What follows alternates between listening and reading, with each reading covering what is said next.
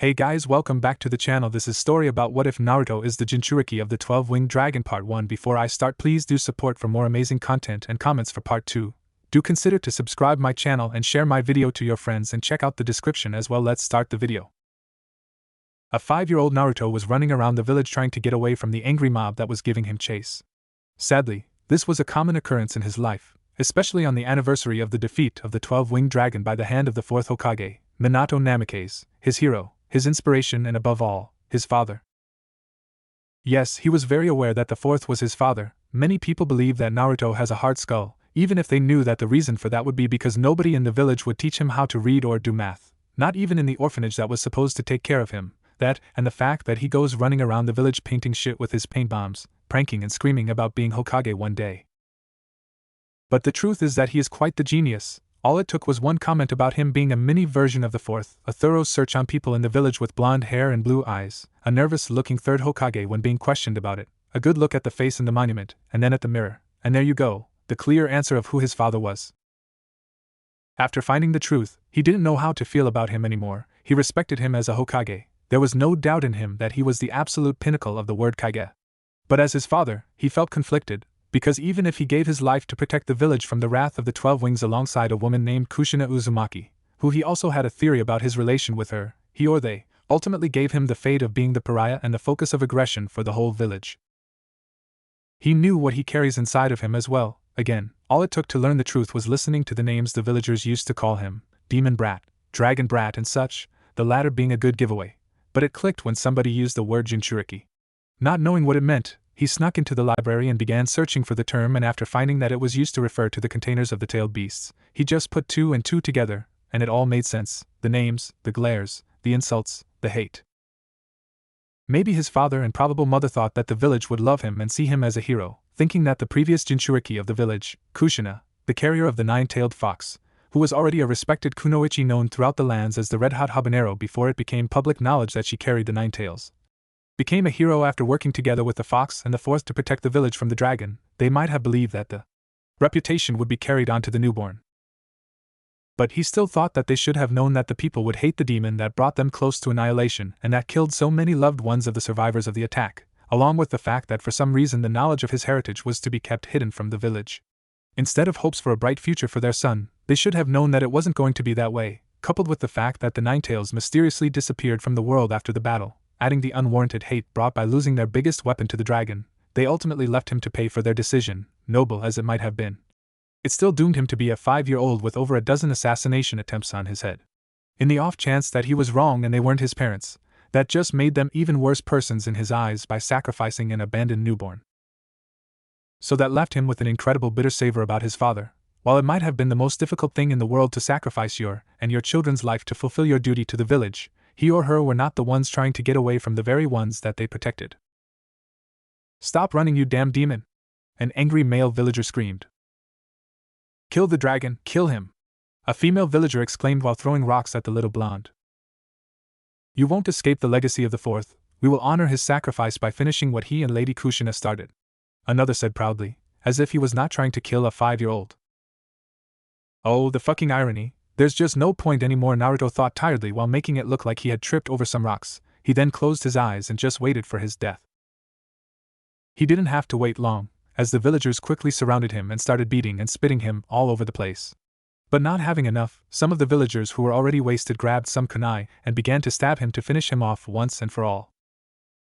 Trying to ignore the pain and mentally cursing his parents and the village, he kept his mouth and eyes shut tight until eventually, he felt a huge pain in his heart, and immediately all went dark. Soon after, the villagers were starting to cheer and congratulate each other for a job well done, shouting the name of the 4th to celebrate. It didn't last though, as they were quickly detained by mud. The villagers looked around for the caster of the jutsu, and they saw an A&B with white hair and a dog mask with his hands on the ground. Soon after, a female A&B with a cat mask and purple hair began to cuff them and knock them harshly, mentally cursing each and every one of them and herself for falling on the diversion the villagers used to throw them off the chase. A third A&B with black hair and a weasel mask then appeared and quickly made his way towards the limp child. "God, what the fuck did you people just do?" he shouted angrily towards the drunken shinobi among the villagers, the ones responsible for stabbing the boy. "We saved the village, that's what we fucking did," Having that damn demon among us was an insult to us, and the memory of the fourth. An angry drunken Kunoichi answered back. He's just a child, you fucking bitch, the female ANBU said from behind her before knocking her out cold. Cat Weasel! Keep your emotions for when you're alone, the white-haired ANBU reprimanded them before turning towards the other male ANBU to say, Weasel, how is Naruto? The dog-masked ANBU asked with a hint of dread and sorrow in his voice. He's gone, Weasel responded dryly, his voice seemingly devoid of emotion. I failed you again, Sensei, the white-haired ANBU thought with great sorrow. Take his body to a safe place and stay with him while we carry these scum to the Hokage, he ordered while making his way to transport the arrested villagers to the Hokage Tower. He turned around and saw the female ANBU looking transfixed at the body of the boy. He brought her attention back when he shouted, Cat, get a move on. Right, Captain. The distracted ANBU answered and began to help her ANBU captain with taking the unconscious people to the Hokage Tower. Weasel finished cleaning the body as best as he could from all the blood, and then he began to carry him towards the boy's house. He casted his gaze down on him, and soon a lone tear fell from his chin towards the body of the boy while saying, Naruto, I'm so sorry. Naruto's eyes slowly opened from their slumber. He felt confused when, after looking around a little, he found himself laying on the ground on a weird-looking hall. Getting on his feet, he realized that he was in some sort of sewer. Ha ha ha, this is just fucking great. Either heaven is too overrated or hell is more comfortable than my own apartment, Naruto said sarcastically.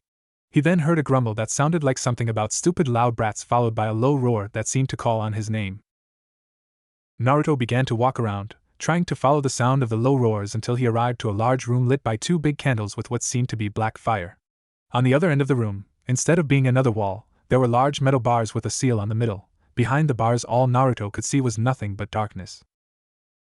Until a bit further from the bars, one giant neon green eye with an equal neon red pupil with a golden slit in the middle shot open. Quickly the other eye shot open as well, and the creature which those frightening eyes belonged to made its way slowly towards the bars of its cage, revealing a terrifying yet beautiful and magnificent red dragon with some black markings around its body and on the membrane of its giant 12 wings, each one being smaller than the one on top.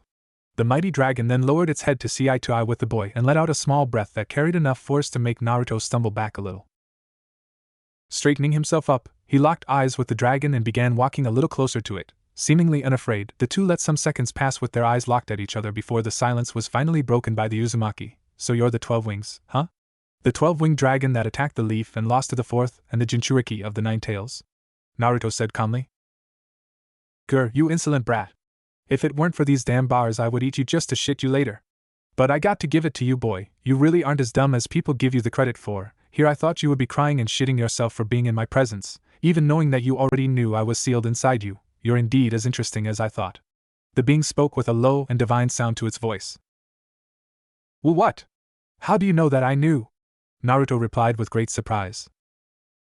Letting a deep sigh, the dragon responded, but maybe you're not that smart either. The dragon mocked just loud enough for Naruto to hear it. Our minds are connected, you fool.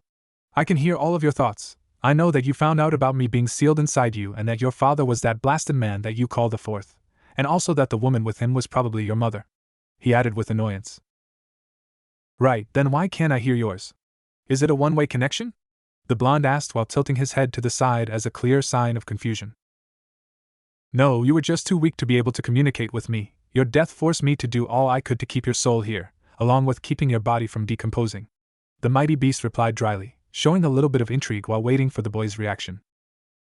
So I'm in some sort of limbo then? Uzumaki replied nonchalantly, appearing to be at peace with his own death. Slightly lifting the scales above its right eye, making it look like as if it was arching an eyebrow, the dragon replied, You're taking this much lighter than I would have thought, but to answer your question, no, you died, I just brought you back. Why?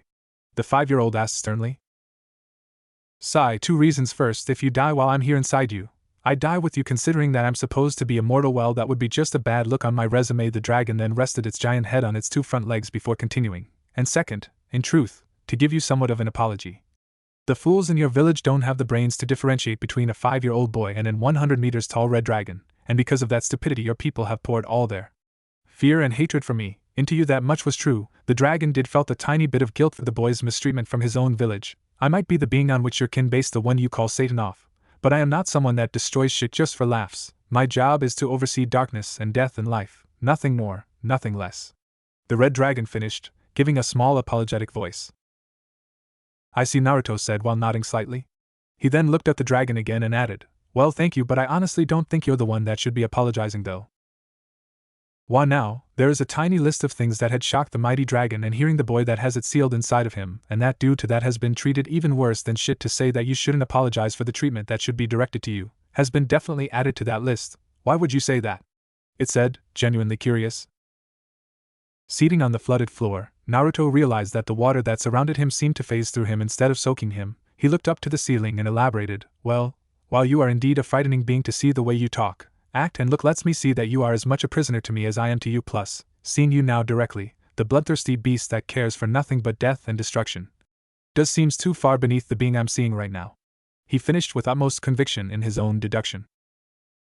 Yeah, I'm always right with my picks, the dragon thought smugly. Again, you impressed me with your insight, boy. Even with all your knowledge, I thought you would lash out at me and blame me for everything, it said while adding mentally, Father knows you have the right. The small boy shook his head to the sides while saying, nope, I would have if you were the creature the world seems to think you are. But seeing you eye to eye and the fact that I don't even know your story, it would make me just as foolish as the villagers. That's why I only have one question for you regarding everything though. He then locked his two blue eyes to the dragon's glowing eyes and asked calmly, why? Elaborate brat. The dragon replied dryly. Not being the mindless creature that people say you are, why did you attack the village? It does seem a small thing for you to do, Naruto explained. Sighing, the dragon rested its head above its massive claws and closed its eyes, letting some time pass to recollect its thoughts. It opened them again after some moments and answered, yes, you are correct, I didn't attack the village for fun, I don't even care about the human world at all. But you see, before the attack on your village, I had a fight with my brother Arkham. You could say that he is my counterpart in life. The fight was large and in the end I left victorious, but not unscathed, with me leaving weak and distracted. I failed to realize that there was somebody lurking in the shadows, waiting for an opportunity at whoever left with the win. When I realized his presence, it was already too late, and with his damned eyes managed to influence me enough to attack your village. I could feel that he tried to control me, but he was a mere mortal and did not have the power to control a being like me, but it was enough to suggest me to do it. Looking at his reflection on the water below, Naruto let the information sink in to recollect his thoughts, and to find what he wanted to ask next. Looking up at the dragon again, he said, I see, but if what you say about that mortals do not have the power to control you is true, then why are you imprisoned here in me?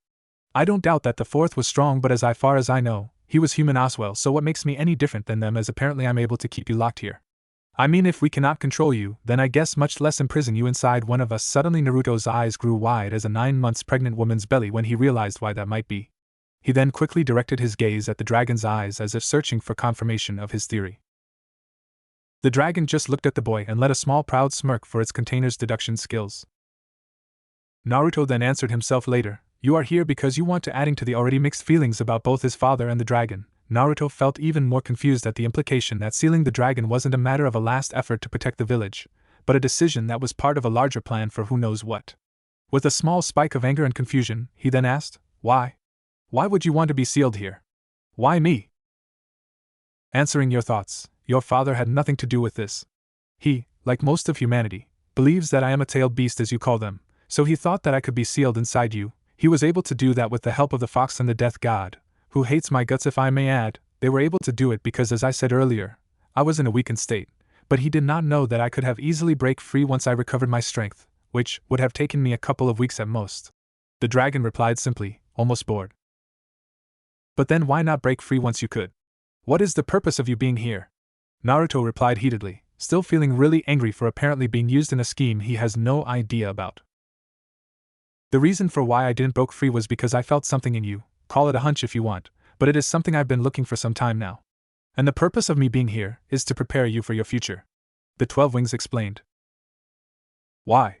What's in it that you want to prepare me? And what do you mean by prepare? The blonde continued his interrogation. With an annoyed tone in its voice and having its eyes closed as if bored, the dragon answered, what's in store for you is something that I will not reveal until I deem you ready, and that is not debatable. And by prepare, I meant that I will train you, as a full-fledged warrior. You will learn how to fight as a true dragon would. Already forgetting almost everything after hearing the words I will train you, the blonde stood up excitedly, and with stars in his eyes he said, "Whoa shit, really? That's awesome. But wait, how do dragons fight though? I don't get that since, well, you know I'm not one." So you think, the dragon thought before replying, we dragons are the top of the chain on almost everything, especially pride and power, hence our fights always change landscapes. We proved to everybody that when it comes to fighting and power, there's no other kind like ours. So when I say that you'll learn how to fight like us, I mean that you'll fight with your fists, heart, flashy shit, and untamable guts. The dragon then flashed the boy a fierce smirk to make him more excited, which definitely did. Whoa, I'ma be a badass then, Naruto claimed excitedly while punching the air as if kicking someone's sorry ass. Sigh, yes you very well might be, but if you show me that you also possess the intelligence and calculation of a leader, I might even let you lead my kin. That's why I also want you to get someone to teach you in the shinobi arts, since you will have to grow not just in power and mind, but in your position in the world as well, the beast said while narrowing its giant eyes, trying to give more seriousness to its words. Well now, that's going to be a little difficult since you know, everyone hates my guts. The old man and the 3 ANBU that have been taking care of me in the past year are the only ones that could give me such training, but I don't think they will do it, especially the old man since he seems to be somewhat uneasy with my wish of being a shinobi. Naruto then sat cross-legged on the floor again, pondering on who could teach him, that is, until some of the words of the dragon finally registered on his mind. He stood up quickly and looked up at the giant being while screaming, "Your kin! There are more of you! Why nobody has seen them? And how would I lead them?" The dragon let out a small low chuckle, amused at his outburst, before explaining, "That is something that you will know in due time. As to how will you lead them, think of it as a summoning contract if you wish." The beast then let a tired sigh and added, "Now, that's enough talk for now. I'm finishing the process of reconstructing your body from a cellular level, hence the long wait. I'm just finishing healing all your external wounds, only the scar that was done to you as a newborn is left to heal." "No, leave it as it is," Naruto replied with a stern voice that seemed to belong to an adult. "Why would you want that?" the dragon asked, genuinely curious. "So I don't forget the last," Uzumaki replied dryly while looking down slightly. "Good," the dragon thought, giving the boy a small smirk, understanding what he meant. It then replied, "Very well, it is all done, just focus on the outside world and you'll wake up. From now on we'll be able to speak mentally with each other. I also took the liberty to allow myself to see through your eyes and feel what you feel. Get some rest because we will start your training tomorrow." The 12 wings then added with irritation, "Now go. I want to get back to my sleep and you've annoyed me enough already." Getting ready to leave, Naruto looked at the dragon and grinned before saying with a sweet tone, "Ah, it was lovely to speak with you as well. I see you around then, nighty scaly ball." He quickly focused on the outside of his mindscape to leave, which was proving difficult because he was laughing his ass off after seeing the grumpy look on the mighty beast's face, and the claw trying to hit where he was standing, followed by grumbling about disrespectful blonde brats. With that, he left the mindscape feeling more excited than ever in his life, eager to begin his training and to look for a shinobi willing to teach him. Hiruzen Sarutobi, the 3rd Hokage, is a calm, wise and cheerful man loved by the whole village, usually going around and showing love to his people by giving them a kind warm smile for all to see. However, today was not the case. "This better be a joke because God help me," Hiruzen muttered while trying to control his anger. The 3rd was walking at a fast pace towards the holding cells of the Hokage Tower, spreading enormous amount of killer intent after receiving the report that the villagers had apparently killed Naruto Uzumaki, who to the 3rd was like a grandson. Arriving to the cells, he looked around and saw the villagers and some of the shinobi with blood on their feet. The villagers just started to shiver in fear under the murderous glare that their leader was giving them all. The old-timer then approached the ANBU captain and ordered, "Hound, report." Hound looked at the Hokage, his eyes showing a great amount of pain and regret when he explained, "Yes, Lord Hokage, while me, Weasel and Cat were watching the boy from the roofs, we managed to catch sight of a mob that was gathering near Naruto's house. We started to get ready to escort the boy to his apartment. But we didn't realize that the mob was meant to keep us occupied while some of the shinobi that were with the mob threw smoke bombs to cloud our view. The time that they managed to delay us was enough for us to lose sight of Naruto and the mob. Once we caught up with them, it was already too late." Hound looked down, trying to be as cold as he could to keep his pain in check.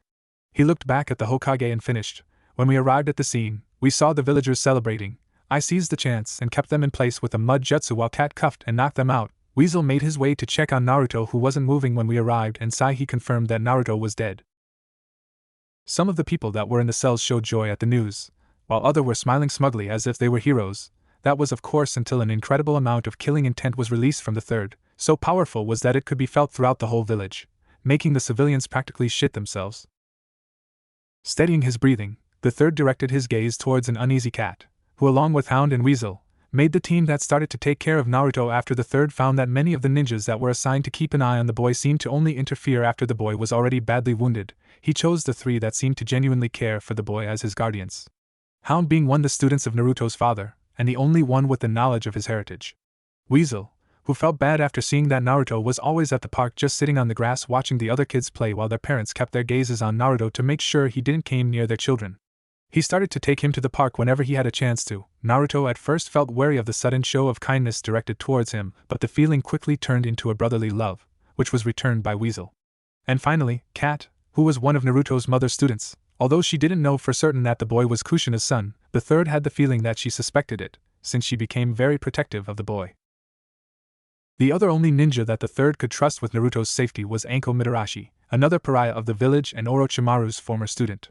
She became Naruto's official handler for whenever he ran around causing mayhem throughout the village with his pranks, making the two form a bond thanks to the connection of being the outcasts of the village, and Anko always seemed too eager for Naruto's pranks to begin the chase.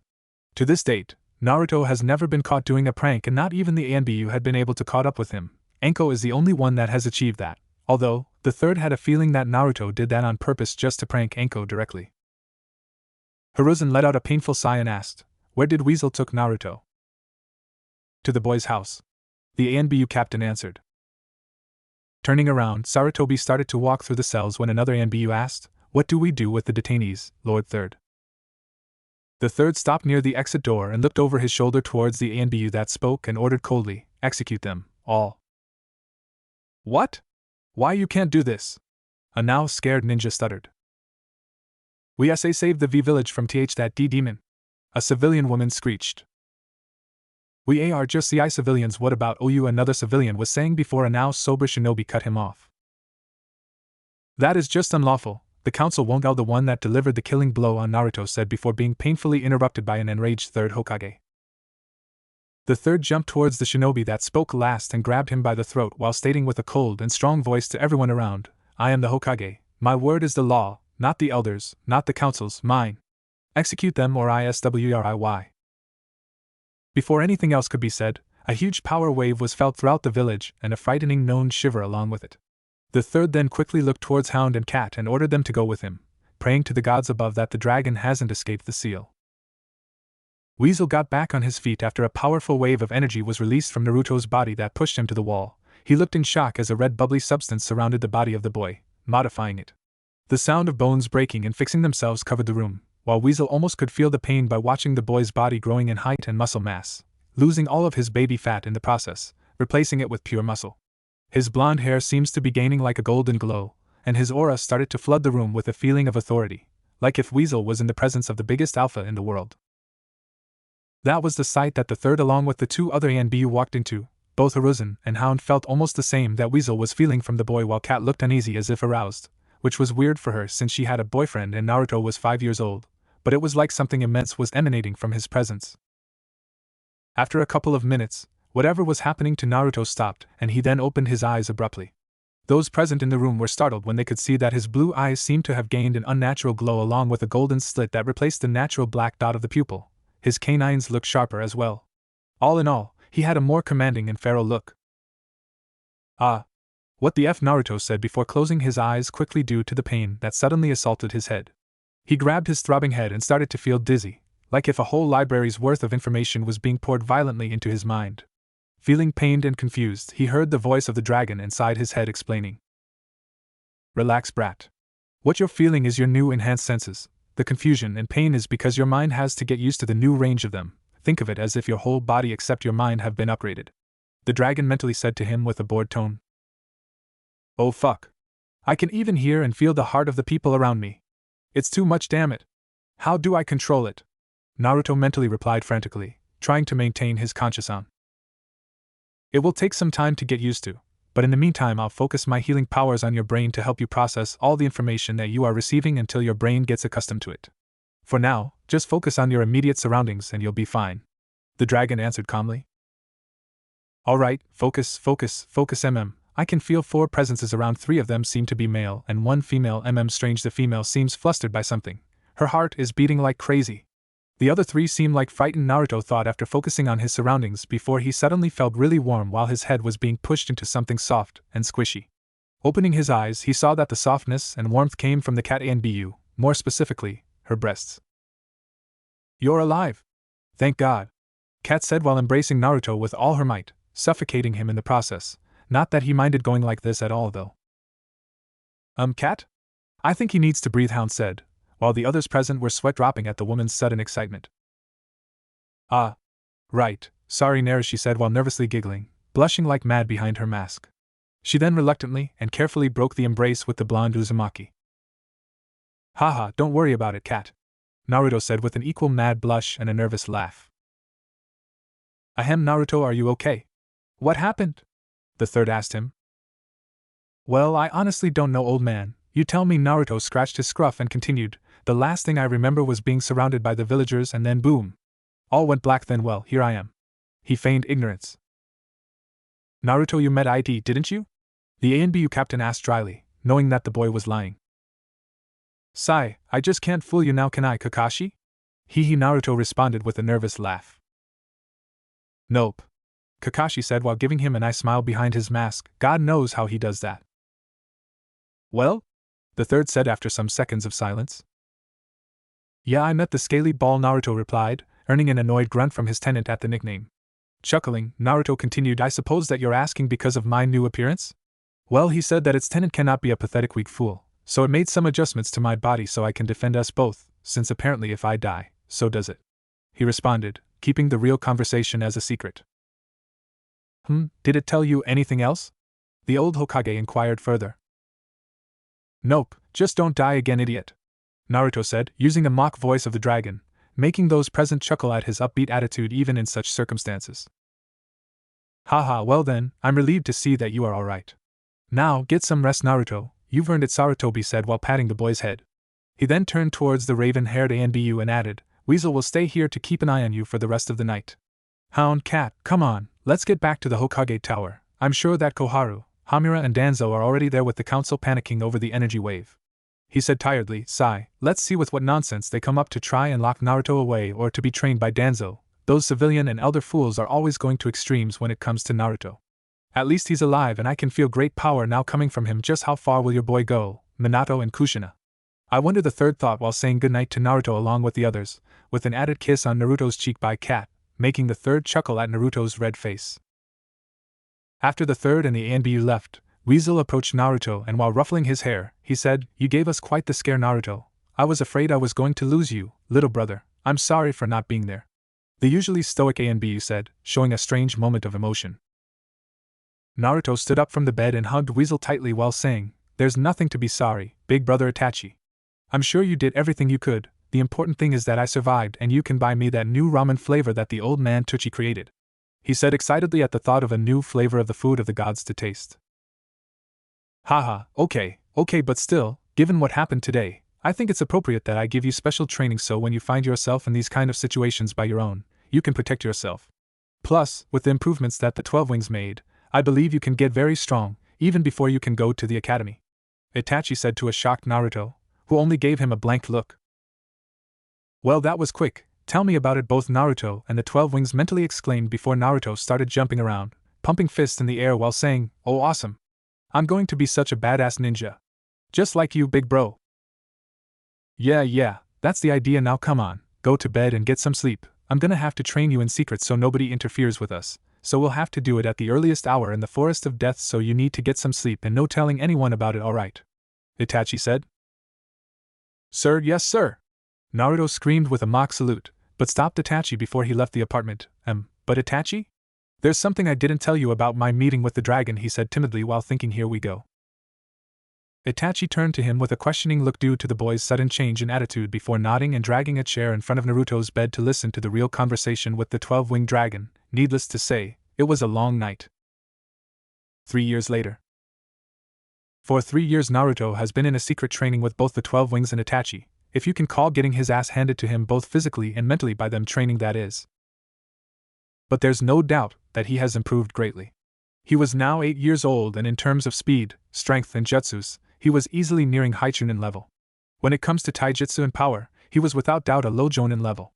But his genjutsu, while not abysmal, wasn't good at all. Due to his giant chakra reserves he could never achieve the control necessary to cast them, but he was able to dispel them up to a high level C rank. The ones above were dispelled by the dragon itself. The only reason he was in higher level was because he was still a child, so even if he did has a big ass dragon inside him and Kage chakra capacity levels, his body could only take so much. but according to his teachers, he had the potential to be the fastest man that has ever lived. He has also changed physically. While not buffed, he was fit, gaining a lot popularity among the female population, which freaked him out because he knew that the dragon had something to do with it, but it always said that it will tell him when the time comes, much to Naruto's ire. He stopped wearing his signature orange jumpsuit in exchange for a black jacket with neon orange ornaments, a gray shirt with a red dragon face tribal design on the front, black A&BU pants with orange stripes on the sides and dark blue ninja sandals. His hair and eyes never lost the glow, so Itachi taught him a basic genjutsu to hide the glow on both his eyes and hair, but he only used the one on his hair since to cover his eyes, he got himself some red shades in honor to his new idol. Itachi is a man that rarely shows emotion, especially regret. There have been less than a few times when he showed such emotion. 2 of those times had to do with Naruto. The first, when he arrived too late 3 years ago and failed to save his life. After Naruto told him about what truly transpired between him and the 12 Wings, the regret grew more because Naruto had indeed died, but he turned that regret into determination to make his adoptive little brother a badass shinobi, so he won't ever be pushed around anymore. The other was the one that he regretted the most. On Naruto's 7th birthday, Itachi bought him a music player along with a forgotten record on the corner of the store. Never in his right mind would have he thought that an album called Bit My Tongue by the mighty Killer Bee Big Cloud would have such an impact on Naruto, an embarrassing one at that. As soon as he finished listening the record, Naruto took on preaching about Killer Bee's abilities to rap, which to everyone but him were awful. The blonde Uzumaki also adopted a bit of his eccentric persona. Thank God he hadn't started rapping around, or so Itachi hoped. After being revealed to him that Killer Bee was Cloud's Jinchuriki, his admiration for the dark-skinned rapper blew through the roofs, to the point where Naruto proclaimed that one day, he would become Bee's spiritual successor, much to the dread of those around him. But the cheerful and kind knucklehead never changed, he only matured. His pranks were bigger in scale, and not even Enko with the help of Ibiki had managed to trace a prank back to Naruto. Lately, not even Enko was enough to give chase, so a new handler was added to help Enko, a kunoichi specialized in tracking, Hana Inuzuka. The Inuzuka felt insulted at first for being put on babysitting duty, but quickly grew fond of the blonde after one big chase where she almost caught him but lost track of him eventually. Hana felt really frustrated for losing him after chasing for a good part of the night. She hungrily got back home but was surprised when she found a note praising her for being the closest ever to caught up with him, along with an all-you-can-eat coupon for her favorite barbecue restaurant, a gesture that greatly touched her. Said Inuzuka was currently running through the trees in the forest of death on search for the blonde, who, for some reason, spent most of his time training inside the forest. She was looking for him to finish his training with his smell and hearing. After gaining his trust, Naruto explained what the 12 Wings had done to his body and how it had upgraded all of his senses, so he asked her if she could help him sharp his senses of smell and hearing, since those were the biggest advantages the Inuzuka had. She was stunned by the revelation but agreed nonetheless, so for the past months she has been helping him getting used to the smells and sounds around him. Since the academy was due to start in a few days, she wanted to finish his training before he entered. Damn it, Naruto, where are you? I've been running around this fricking forest for over half an hour, she angrily said to the winds. Getting frustrated, she went deeper into the forest, to where a big lake was. It was one of the most dangerous places in the forest since giant grumpy crabs live there, but knowing Naruto and his ability to get into dangerous situations, she wouldn't be surprised to find him there, which the sounds of grunts and crab pincers closing proved her right. She then headed closer to the river, but she had to suddenly stop to avoid being hit by a black projectile that crashed on a near tree followed by a grunt. Oh shit, that hurt. When did these shelled bastards learn how to use teamwork? Yo, don't tell me that I made fools of all, for fuck's sake. Naruto screamed while getting on his feet to prepare a counterattack against the crabs, that is, until he noticed Hana looking at him with a confused expression. Yo Hani, what you doing here? Naruto asked while squinting his eyes and tilting his head to the side. I've been looking for why, you dummy. I wanted to finish your training before the academy start, but here I find you decimating the crabs, Hana said after regaining her composure from the cute look that Naruto sent her way. Hey! Dem fools started it. Plus our feud is 2 years long and growing. I vowed that I will decimate these assholes and I will keep that vow. Leroy Jenkins, Naruto said before giving a war cry and jumping to engage the crabs once again. Though he found himself being grabbed on the back of his jacket by an angry-looking Hana who began to drag the boy out of the forest while screaming obscenities to the crabs. Geez Naruto, can't you keep yourself out of trouble for at least a day? Hana retorted while shamelessly dragging the blonde through the dirt. Hey! It's all just like what the mighty says, don't fear the trouble, don't fear the dream. Make no grumble and make it legit. Yeah, Naruto said while crossing his arms in extravagant ways to make his point clearer. Grr, just what the hell does that even means? It doesn't even make sense. Seriously, stop listening to that guy's rap. It's just filling your head with nonsense. Hana angrily replied while dragging Naruto through the village, now by the wrist at least. Huff, shame. There's just no love for true art. Hey, where are we going now? He said. He really felt sad to see such heresy from his precious people. He wanted them to understand the message the mighty was giving, but they stubbornly continued to deny such enlightenment, poor fools. She just sighed tiredly. She really liked the boy a lot, but she will never understand his love for such nonsense. To my clan's training grounds, I want to see how you use the knowledge I gave you in a spar against one of us. Hana responded. But wouldn't your clan be angry if they knew that you taught me some of your techniques? The Uzumaki said while scratching his cheek. Yeah, they would. But before I started training you, I asked my mother if it was alright. She was hesitant at first until I told her that it was for you, so she agreed. She's the head of the clan, so nobody can go against her. Plus, we'll be in my family's private grounds, so nobody will be the wiser. Hana said when they reached the front doors of the Inuzuka compound. As they walked towards the clan's head residence, Hana noticed that the dogs around the compound felt intimidated by Naruto's presence. Some of the smaller dogs were even whimpering, hiding behind their masters. They weren't the only ones affected though. The male Inuzuka members seemed to be aggressive towards the boy, as if they felt their claimed territory was being threatened by the blonde, while the females seemed to be flustered as he walked past them. Some of the younger ones were even blushing like mad, which agitated the males even more. They weren't the only females affected though, as Hana felt the same way when she met the boy for the first time. She might not be as feral as her clansmen since for some reason, she didn't inherit most of the traits and bloodlines of her clan, which bothered her greatly. Because of that, most of her clan tends to look down on her. She knows that if she weren't the clan's head daughter, they would have likely kicked her out of the clan already. But she did possesses the basics of her clan, her smell, ability to understand dogs and their combination jutsus and their animalistic instincts. Those same instincts are the ones that drives her mad with arousal whenever she is in the presence of Naruto. She had asked the Himura brothers if they felt something special coming from Naruto once before. They answered that Naruto had a strange smell of an alpha. But it was abnormally strong. They even said that if he got stronger through the years, they might even feel compelled to do as he bid, which was very strange to hear from such prideful dogs. The boy was a huge mystery indeed. Suddenly, the sound of her name being called broke her out of her thoughts. I'm sorry, Naruto, what did you said? Hana asked with a faint blush on her cheeks. I asked if I was going to fight you, he repeated, smirking internally after seeing the cute blush adorning the Inuzuka heiress' gorgeous face. Nope, you're strong, but I'm still better using my senses than you, so I really wouldn't be able to see how far you have come unless you fight someone at your level, Hana responded before arriving at the training ground. Then against who? Naruto asked as he walked right behind her through the gates of the grounds. When they arrived, he noticed two boys sitting on a tree branch at the other side of the ground. One was a boy with a green coat covering almost all of his body, stopping just below the nose. He was wearing dark circular shades and had brown wild hair.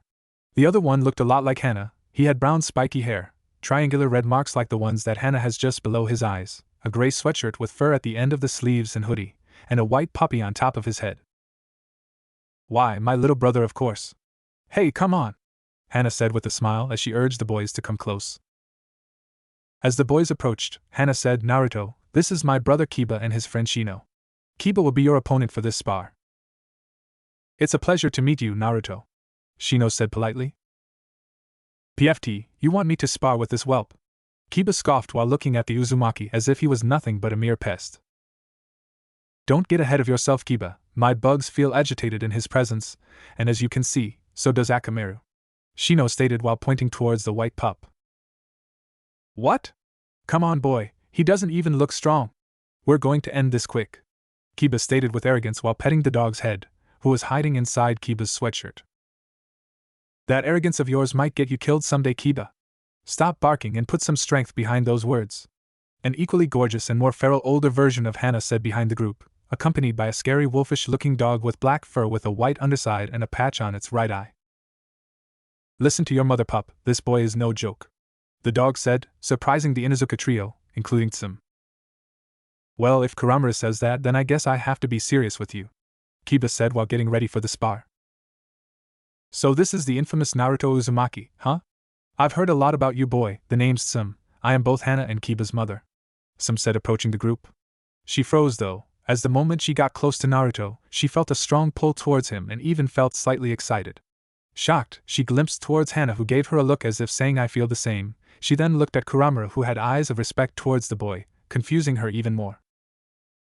Alright, enough chit-chat, Let's begin this match. Getting out of the shock for seeing her fierce mother in a similar situation as her and the Inuzuka females, Hana said while pulling out 2 bandanas from her pouch. She tied them around both boys' heads to block their eyes, and after placing them on different spots, she added, "The rules of this spar are simple. You can only use taijutsu, and you can only use your nose and ears to track your opponent, knock your opponent out, or make him submit to win the spar." "Roger," both boys said, preparing their stances while the rest of the observers went to the sidelines. Hana stepped forward and screamed, "Begin!" Both combatants stood their ground without moving a muscle, trying to listen to the other's movements or locating the other's scent. That all changed when suddenly, Naruto jumped straight at Kiba with his fist at the front. Kiba felt the hit coming at the very last moment, barely avoiding the fist directed to his jaw. However, he couldn't avoid Naruto's knee aimed at his stomach, sending him skidding backwards a little. The Inuzuka boy then clutched his stomach while giving a pained grunt. "What the hell? How did he found me so damn fast? I couldn't smell him, or even hear his breath, and it took him seconds to connect with me. This guy is definitely no joke," Kiba thought while crouching and trying to find Naruto's presence. On the sidelines, watching the spar on the side across from Shino, the Inuzuka mother and daughter watched as Naruto was easily fighting Kiba using only 2 senses. Hana then turned towards her mother and asked, "Mom, you felt it too, right? When you got close to Naruto, his presence, it's like suffocating." Sum then replied without losing her attention at the one-sided spar, "I hate to admit it, pup, but yes, the boy's presence it's indeed arousing." Hana was greatly surprised at her mother's admission. The Inuzuka clan had then added, "His status as an alpha it's already established. I cannot imagine how overwhelming his presence will be when he reaches maturity." It shocked Hana to hear a little bit of lust slipping into her mother's words as she said that. "Yeah, do you think it's because of the dragon?" Hana asked, while bringing her brown eyes back to the spar. "No, what you feel right now is entirely the boy's presence, and it has huge potential. Maybe in the future it could even compare to the dragon's. The 12 Wings presence is something I've never felt in my life. Not even my ancestor Fenrir has such commanding and frightening aura. If you want to feel what the dragons feel, just focus deeper within the boy's aura and you'll feel a glimpse of the 12 Wings presence," Kuramaru said, shocking both Inuzuka after hearing the proudest of the Inuzuka clan's dogs admitting a bigger alpha. Looking at the boy, both women did as Kuramaru said and started to focus on the presence within Naruto's aura, which was proving difficult due to the blonde's powerful and thick aura. After a few moments of concentration, they felt an incredible amount of power course through their bodies. The presence was such that it even drew a bit of their animalistic instincts out, arousing both women to the point that they even felt their undergarments getting a little wet. Granted, Sum had faced the mighty dragon on the day of its fierce attack, but back then, she only felt malice and foul presence. But now, focusing on its aura, for the first time in her life she felt both aroused and frightened at the immense presence of the mighty beast. "You unbelievable, he heard about how magnificent dragons would be, but this amount of authority, it's just unbelievable," Sum said, shocked at the feeling, her body still shivering slightly after such intense presence. "Tell me about it," Hana weakly responded, doing a little worse than her mother since she was blushing and panting a little. "You should dry yourselves, the spar has ended and they will notice your excitement," Kuramaru said, amused, and gave them a low growl-like chuckle after seeing the Inuzuka women's red cheeks. Back on the grounds, Kiba was getting on his feet slowly after yielding his defeat.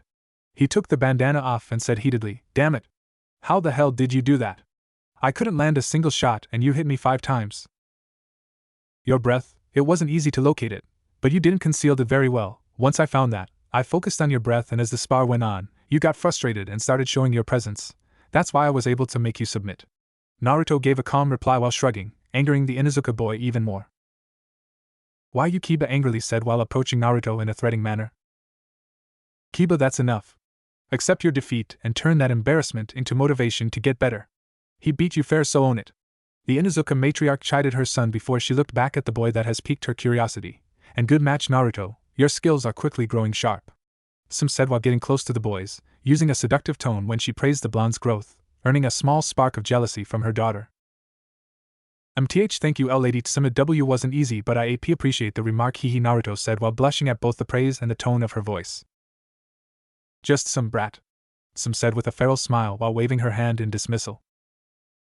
"Arg, whatever," Kiba said angrily before walking away, dragging Shino with him after the latter bid goodbye to those present. Sigh, prideful as ever, he definitely needs a humbling, Hana said, disappointed of her little brother's arrogance. She then brought her gaze back to Naruto and added, "Anyway, great match, Naruto. Seeing now, I can say, I have nothing more that I can teach you. As you grow up, your senses will only get sharper, so keep on training and don't hesitate on asking for my help." Hana showed a little glimpse of sadness and disappointment at the idea of not training the boy anymore. Sensing her sadness, the blonde said, "Thank you, Hana. You helped me so much already.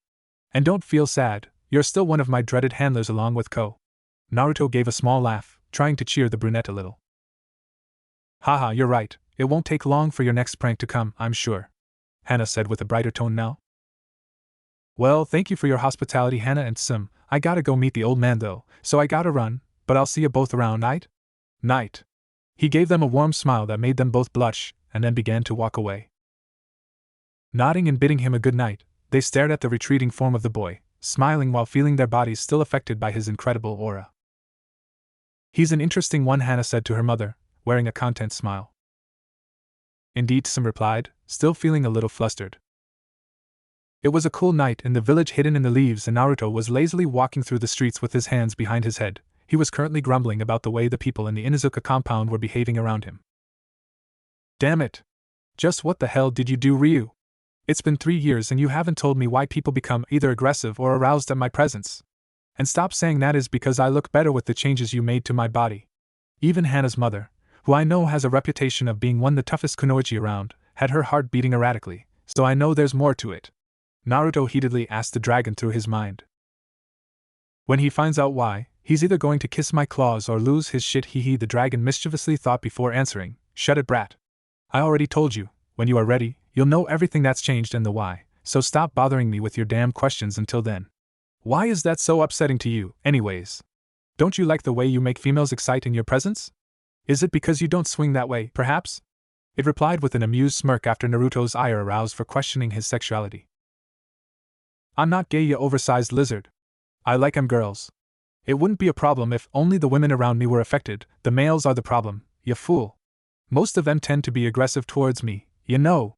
And I can feel it's not because they have a grudge against you," Naruto retorted back, remembering two certain Inuzuka's derrieres. "Firm, weren't they? The struggle you had against your nosebleed was certainly entertaining," 12 Wings said, amused at Naruto's angry grunt. "Now enough with your complaints. You'll know when I see fit, no sooner, no later." The mighty beast finished the discussion right there, making its annoyance clear. Sighing in resignation, knowing that the beast will not say a thing about it anymore, he decided to let it go for now while he found himself on the corner of the roof of an opposite building from the Hokage Tower. "So, you're really going through with this, huh?" the dragon asked, changing the subject. "Yeah, it's been eating me ever since I found out. I really need confirmation now," he replied the dragon. Naruto then took a deep breath and jumped through the Hokage's office's window, sweat dropping after seeing his leader giggling perversely while reading a small orange book. "Huhuhu Yuna, you naughty girl," the pervert known as the third Hokage said, a mad blush on his wrinkled cheeks and a small drop of blood running down his nose all the while. "Ya old pervert!" Naruto screamed, startling the perverted Hokage in the process. "Seriously, he's always reading that smut," he thought with annoyance at always seeing his adoptive grandfather reading that perverted book. "Wah! Oh ahem, and Naruto, my boy, how are you doing?" the third said after frantically hiding his book on a keyed drawer. Naruto just walked to the couch that was below the Hokage pictures before answering. "Nothing special really, chillin', just wanted to chat." "Oh, that sounds good, my boy. How's been your training with the 12 Wings, Itachi and Hana?" Hiruzen asked the blonde while signing some of the paperwork on his desk. He had already sent his A and BU guards a silent signal for them to leave Hiruzen alone with the blonde. The old man had the feeling that his surrogate grandson wanted to discuss something private, so he allowed them complete privacy. Painful," Naruto complained, earning a chuckle from the third, "but I can't deny it has worked. Ryu has been teaching me how to fortify my mind to counter its power's ill will so I can begin to summon it without too much fear of losing my mind," he then added. "Big bro Itachi has been giving me hell with weights all over my body to improve my physique and my speed while he kicks my ass." He massaged his butt as if trying to get rid of some ghostly pain. "And my training of smell and hearing with Hana just ended today. She said that she had nothing more that she could teach me at the moment. So I guess that's it." Naruto finished while looking at his father's portrait. That sounds impressive, Naruto. Never thought the dragon would be so eager to help," Hiruzen said, not missing the direction Naruto's eyes were looking at. "What about your jutsus?" he then asked, trying to avert the boy's attention from the pictures. Well, I know some basic fire and earth jutsus. I've perfected the substitution and the henge. The clone jutsu I just can't seem to do it though. Itachi said that I just had too much chakra for that in genjutsu. But I cover it with the shadow clones you taught me, old man, and Ryu has been teaching me how to blow true dragon's fire," Naruto replied while puffing his chest with pride over his skills. "True dragon's fire?"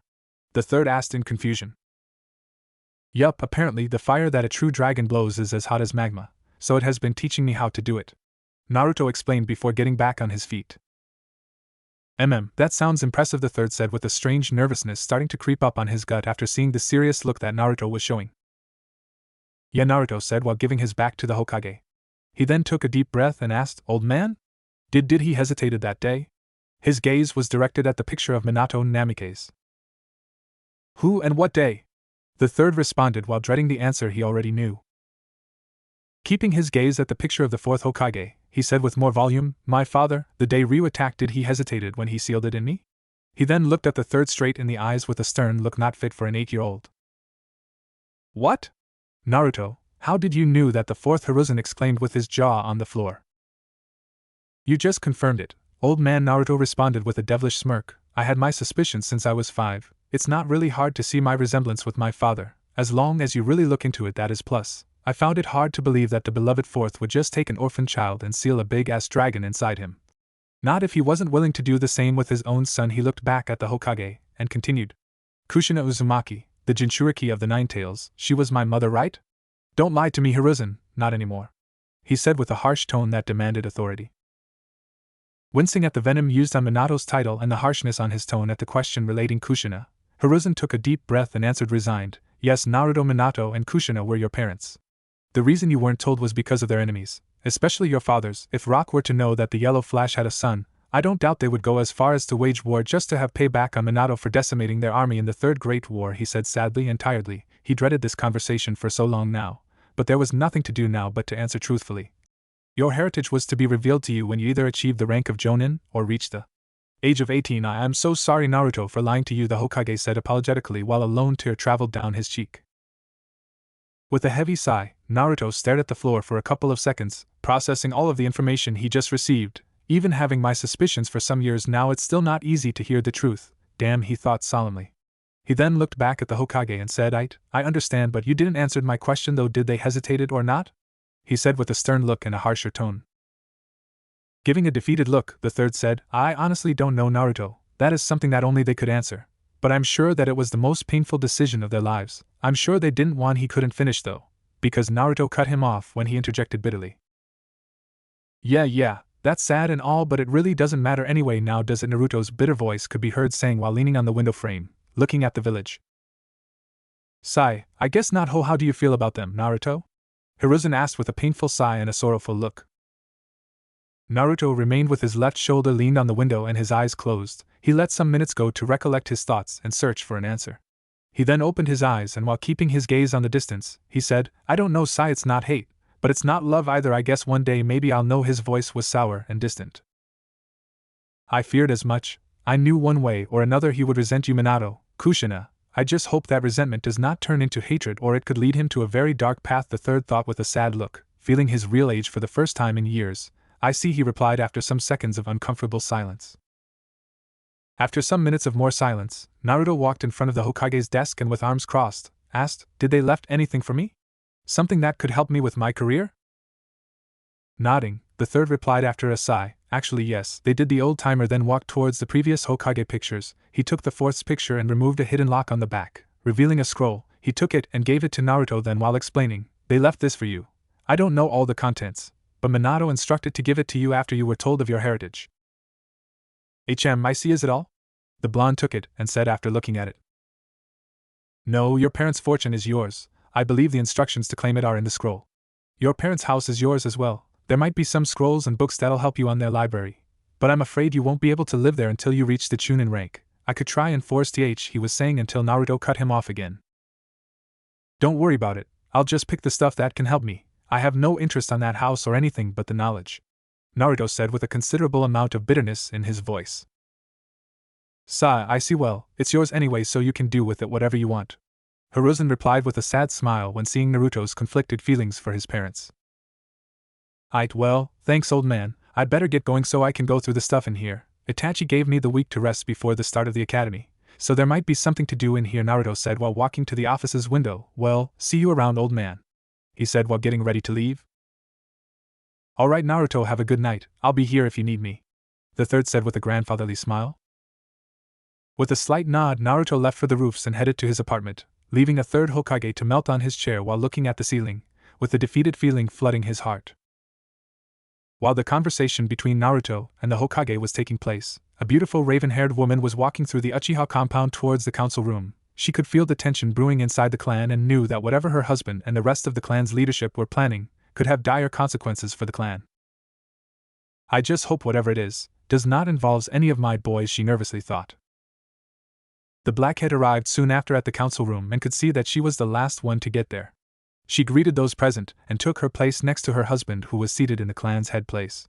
She was the original heiress to the clan, but after an arranged marriage, Fugaku took Mikoto's place as clan head so she could take care of their children, or so they say. She knew that the rest of the Uchiha elders didn't want someone as kind and warm as Mikoto to lead, since the Uchiha wanted to keep the appearance of a powerful and superior clan. Mikoto never saw herself, or the other Uchiha, as better than the rest of the village. Ultimately, that cost her the head seat, not that she minded at all anyway. As long as she had her sons, she didn't care for anything else, not even her husband. Very well, now that everyone is here, allow me to get to the reason why I called you all tonight, Fugaku stated after seeing his wife on her place.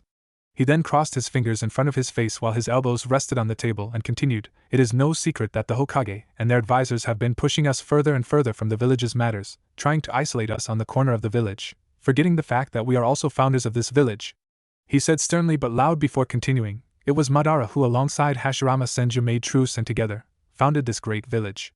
But it was the same Madara that saw that the Senju were making sure that no Uchiha would take place as ruler of the Leaf. It went as far as even having the second Hokage, Tobirama Senju, moving our compound to the corner of the village and giving us the task to form the police force, with the excuse that he could not trust anybody else with the protection of the village, and as the fools he believed us. We fell for those deceiving words, but not Madara. He saw through such lies of the Senju. He warned us. But we didn't listen. He warned that another Senju would take the place of Hashirama once he retired, and we blindly trusted the Senju. We followed our rival clan's leader instead of our own. And even after Madara's death at the hands of the very one that we trusted, we kept our words to ourselves. Once Tobirama was chosen as the second, we trusted him, and he ended up pushing us to the corner, treating us like a second-rate clan.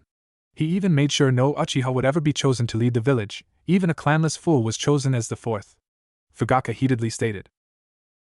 Kano, one of the three elders of the clan, stood and asked what was on everyone's mind. "We are very aware of our past mistakes and everything you're saying, Fugaku, but what are you getting at here?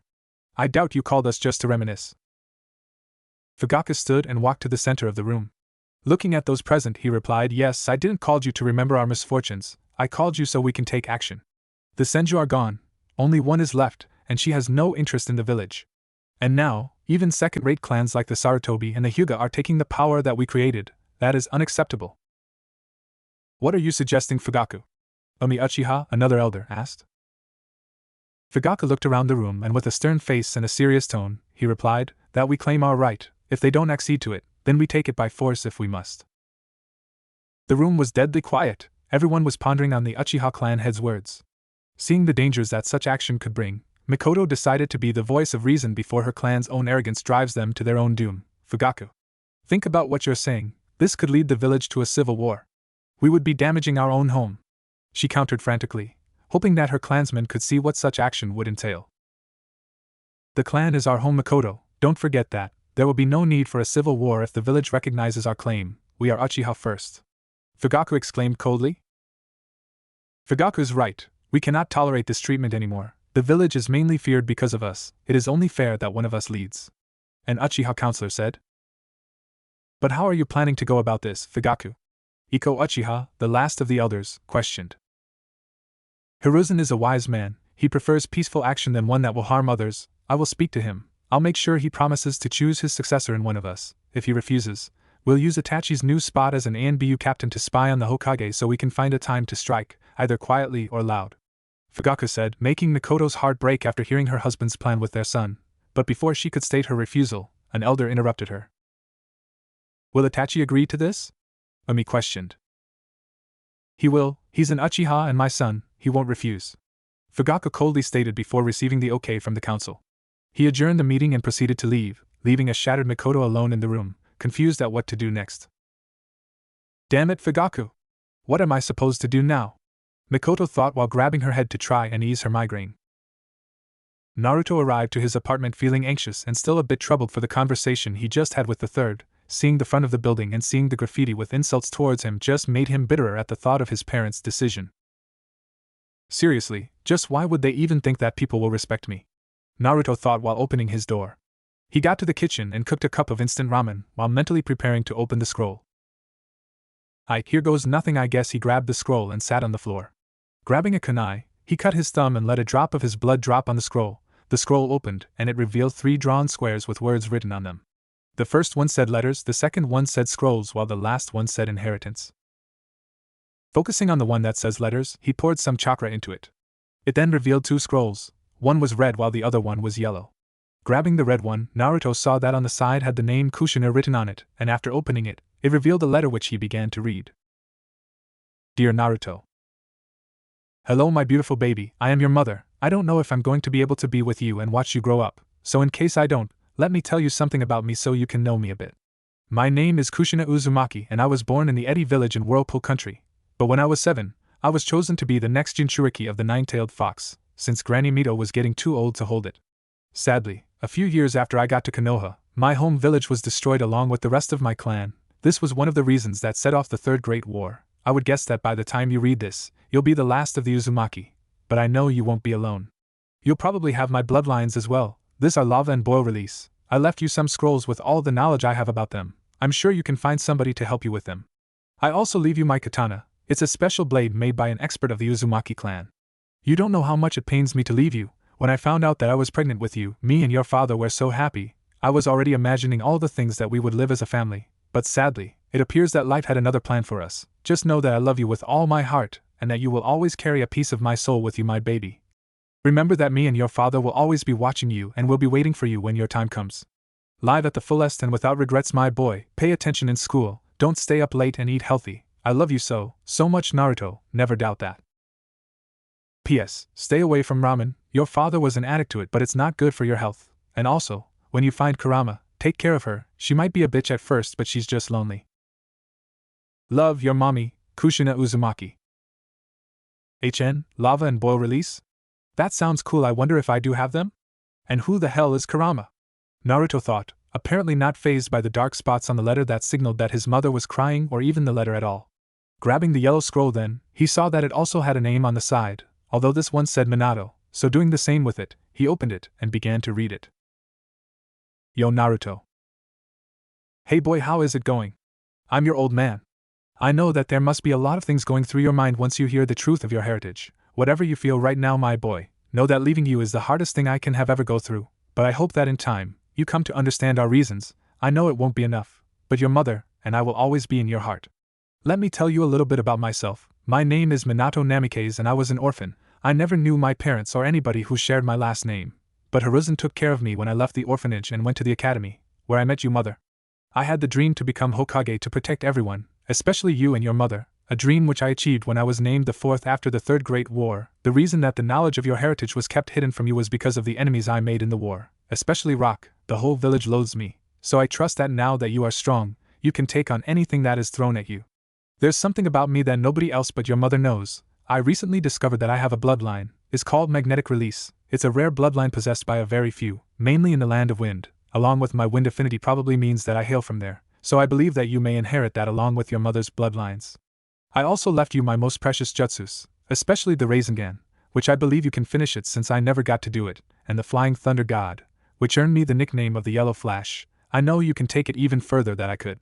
Whatever you choose to become, know that I'll always be proud of you, my boy, and that I love you without measure. I'll be waiting with your mom when your time comes. Be safe and live your life at the fullest. With love, Minato Namikaze, the 4th Hokage and your father. Another bloodline and those 2 jutsus. Well, now that'll certainly come in handy, Naruto thought after finishing reading. He stored the letters in the scroll again and poured some of his chakra on the next square in the scroll, where after a poof of smoke, a medium-sized wooden box appeared. Opening it, he found 8 green scrolls with the word wind on the sides, 8 white scrolls with the word lightning written on the sides, 4 cream-colored scrolls with the word boil, 5 bright red scrolls with the word lava, 1 dark gray with the word magnetic and 2 yellow scrolls, 1 with the word Rasengan and the other thunder. Oh, this is cool. But I probably shouldn't try them until I show them to Big Bro, Naruto thought. Storing them again, he then focused on the last square with the word inheritance, pouring some chakra into it, It revealed a scroll with instructions on how to gain access to his parents' estate and how to open the safe with all of their money and most precious possessions, and his mother's katana with its sheath.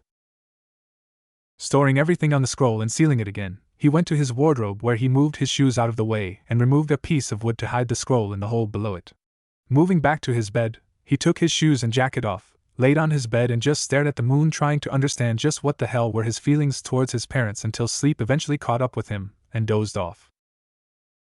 Inside his mindscape, the 12 Wings was silently watching everything through its container's eyes, deciding not to interfere and just let him figure everything out by himself.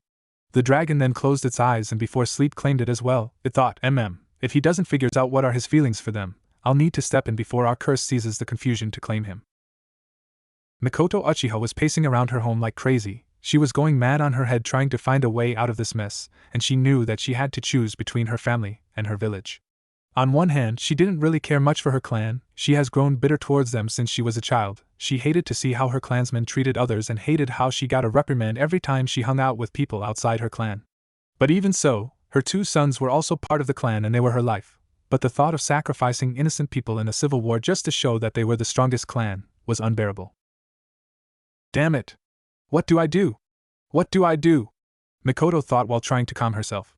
Going to her backyard, she sat on the steps that led to the grass and stared at her younger son training with shuriken. Fugaku is even trying to turn Sasuke like him, an arrogant little prick. Doesn't matter how much I try to make Sasuke understand that he can be his own person, he only cares for Fugaku's acknowledgement, she thought bitterly. She hated to see her younger son like this. Mikoto breaking out of her troubled thoughts, she turned around and saw her husband walking towards her. With a small frown on her face, she bid a good morning to him before he said, "Come, Itachi is waiting." Getting up, she followed Fugaku to a room where Itachi was waiting for them.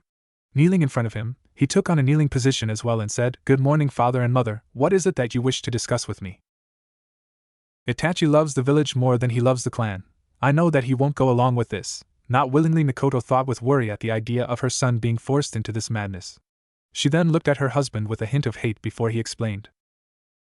"Itachi, your clan needs you. You've seen how the Hokage and his elders treat us, putting other clans ahead of us, co-founders of this village, denying our right at the Hokage seat. The clan, your family, cannot take this anymore, so we are going to act." Fugaku, strangely, was showing a little bit of eagerness. "Sigh, I knew this would happen." Itachi kept his gaze to the ground as if processing the information he just received. Looking up at his father's eyes again, he replied with an expressionless look, "I understand, father. What is it you wish me to do?" "What? This can't be happening and not him too, please." Mikoto was shocked at hearing her eldest son seemingly agreeing with the plot. With a small smirk on his face, Fugaku said to his son, "Now that you've reached the ANBU captain rank, you only answer to the ANBU commander and the Hokage, so for the time being, just inform us of everything you see around, especially when you guard Hiruzen. When the time comes to make our move, I'll tell you what's next." Getting back on his feet, he looked down at Itachi, waiting for his answer. Itachi stood up and turned to leave, but before he did, he looked back over his shoulder and with a small nod, he said, "I understand." He then left the room with those words, followed shortly by Fugaku. Mikoto felt despaired now. She could only look at the ground, and with a small tear on her cheek, she thought, No, this can't be happening, damn it. What do I do now?" She desperately grabbed her hair trying to stop the headache. Thinking of a solution, she was able to come up with an idea. "I can't betray my children no matter what. They're my family and I cannot let them fall through this path. But..." Heading to her kitchen, she sat on a chair and looked at the sky through the window, thinking, "But I can at least warn Hiruzen, even if it is my family. The village does not deserve this, but how do I do that? I'm sure Fugaku knows I'm not okay with this, so he'll be keeping an eye on me." She dug her brain hard trying to come up with a way to warn the third until it finally hit her, Naruto. She then quickly made her way to the bedroom and wrote on a small paper sheet, and after finishing, she folded it and applied a seal. She then got back to her kitchen and prepared 2 small lunches. Mikoto knew who the boy was, of course. He looked exactly like his father at his age. She was best friends with Kushina and had a crush on Minato when they were young, but was a good friend to him as well. She could not take care of the boy because it would raise suspicion, so she put Itachi on the task. She felt relieved when Itachi began proclaiming that Naruto was his little brother, just like Sasuke. Only she knew that, of course, once in a while, she would go and visit the blonde and spend some time with him. The boy even developed a crush on her, which she found cute, though being around the boy made her strangely excited. But since Fugaku knew of her visits to the Jinchuriki, he says nothing about it since he knows of the boy's parents and Mikoto's friendship with them, so he has no reason to suspect. He's close to Hiruzen and usually spends time with him in private, so he can deliver my message and Fugaku would not suspect anything. I'll have to leave Itachi's involvement out. IIC can't let anything happen to him. I'll just warn Hiruzen of the turmoil in the clan. Packing everything she needed, she went and gave Sasuke a small kiss on his forehead and soon later, took off to find the blonde. I just hope everything works out in the end. Naruto was laying on the ground, panting hard. He just finished training some taijutsu moves that he's been doing since the morning. Since the academy was just 2 days to start, he wanted to get sharper at everything he learned in the 3 years he's been training with Itachi and the 12 Wings so that he can have a head start. Oh shit, maybe if I show that I'm better than the academy students, the old man will let me graduate earlier, or even skip the academy altogether. Standing up, he grabbed some water from the river and refreshed his hair and face. Hello Naruto, he suddenly heard his name being called by an angelical voice. Turning around, he felt his heart skip a beat at seeing his crush, Mikoto Uchiha. Oh yeah, he had a big-ass crush on the Uchiha matriarch. Don't get him wrong though, he liked Kat, Anko and Hana as well, but Mikoto's lovely attitude and cooking just made him develop a crush on Itachi's mother, even more so when she once in a while came to spend some time with him. What? Is his hair and eyes glowing? She thought while looking at his hair and eyes. She then asked, Naruto, sweetie, why is your hair and eyes glowing? Are you alright? She kneeled down to comb his hair with her fingers and looked directly at his beautiful glowing blue eyes, feeling strangely swayed by them. Gulp. It was one of the CH changes the 12 Wings did to me. Miko, I might, don't worry, IJ just have to hide the changes to other people though. I guess I was so caught up with my training that I didn't realize you were here. Naruto said with a mad blush and a heavy stutter due to seeing her so close to him, as well as the feel of her soft hands brushing his hair so delicately. Standing up and fighting her blush down, Mikoto looked at the side while taking her hand to her chest and said, Oh alright, well it does look as striking and amazingly beautiful, but if you say that is alright then I'll believe you, she said, giving him a gorgeous smile while having a battle within herself. Geez Mikoto, what the hell is wrong with you? He's a kid. Although he'll grow up like his father, damn it, shut it. Alright, so what you doing here, Miko? Not that I'm complaining though, Naruto said with a nervous laugh. Regaining her composure, Mikoto remembered the reason of her visit and responded, What? I can't come to visit you any longer, she said with a playful hurt tone on her voice, smiling at the boy's quick refusal, waving his hand furiously to the sides. She then continued, I'm kidding sweetie, don't worry, I came to bring you this. She pointed to the lunches she brought, so come on, let's go and eat them. She grabbed him by the wrist and took him to the side of the river, where they sat down resting below the shadow of a tree and started eating peacefully. That was great, Miko. I love your food. It's the best, Naruto said while giving her a wide smile and a thumbs up. Giggling at his enthusiasm and his ever-present praise to her food, she said, Well, I'm glad you liked it, Naruto. She then fidgeted a little and added, Now, before I go, I wanted to ask you for a favor, if it's possible, she said while giving him a cute look to convince him.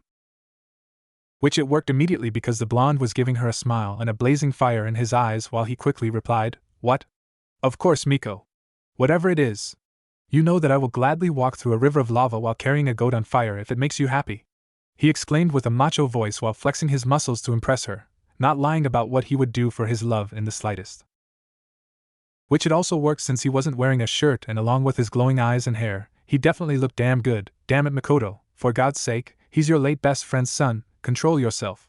Fighting down her blush again, she giggled at his words and replied, Now, there's no need to go that far, sweetie. I just need you to deliver this to the Hokage next time you see him. Just make sure that you are alone, okay? It's very important that not even the ANBU are present, okay? She handed him the folded sheet.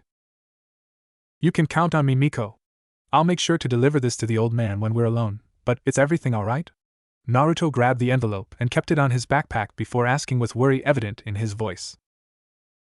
Oh yes, everything it's alright, sweetie. It's just something I need to discuss with him. That's all. Getting on her feet, she dusted her dress from the dirt on the ground and gave him a loving kiss on his cheek, which lasted longer than she intended to, leaving an incredibly red Naruto in the way. Smiling after breaking the kiss, she said lovingly, Well, Naruto, I got to go now, don't overdo the training, alright?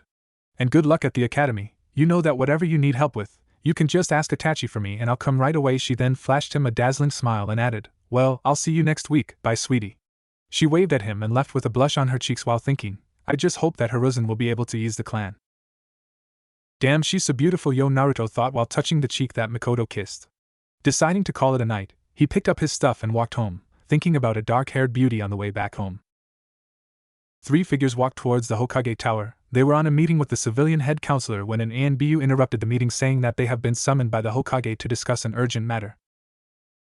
What could be so important to call us at this hour? Do you have any idea, Danzo Koharu? Hamura asked to his fellow elders who were walking beside him. No idea, let's just hurry up and see what it is, Danzo replied dryly, keeping his cold demeanor. Arriving at the tower, they headed to the Hokage's office, and once outside of it, they knocked on the door. They heard the voice of the Hokage saying come in and proceeded to open the door. After the three walked into the room, they noticed that the third was there with Weasel at his side.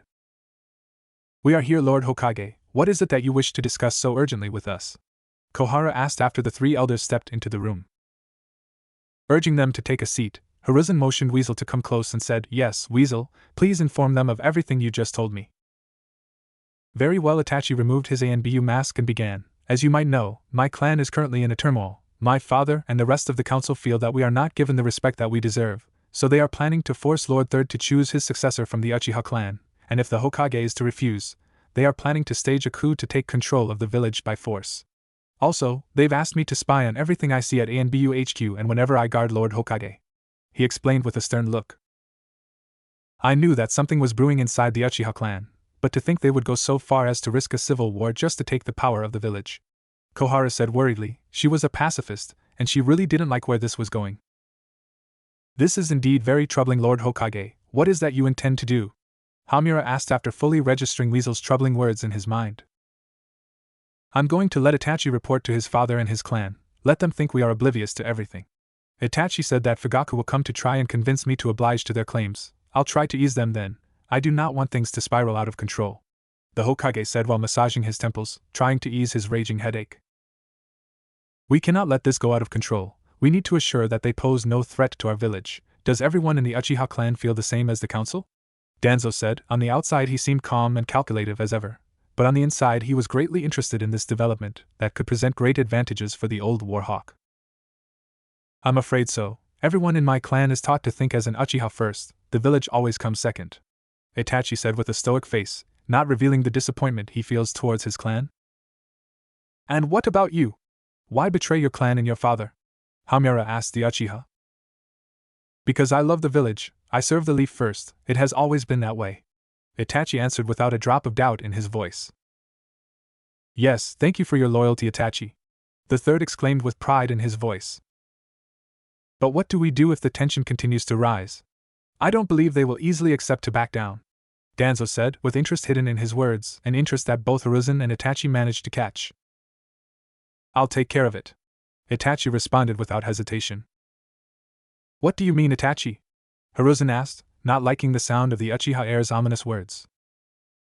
The problem is rooted deeply within the Uchiha's teachings. Even if we were to assassinate the Uchiha Council, the idea to revolt will continue. The only way to avoid it will be if there's no one left to revolt, Itachi replied coldly, as if what he was hinting at was not disturbing him one bit.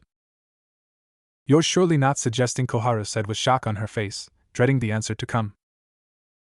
Yes, Elder Kohara, if push comes to shove, I will decimate my clan, but it will be me who does it, no one else, Itachi said without hesitation or remorse in his words. Are we crazy? We are talking about slaughter here. An entire clan.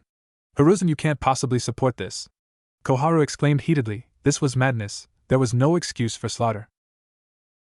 With a heavy sigh and a giant headache, he thought, I'm definitely getting too old for this shit. With closed eyes he then responded, Itachi is right, Koharu. As much as it pains me, if I have to choose between a civil war or the Uchiha clan, then I see no other way. They've been thinking this way since Tobirama-sensei took the position. They've always thought the Uchiha comes before the village. His voice was tired and the remorse was palpable. Sigh, this is madness, Kohara muttered dejectedly.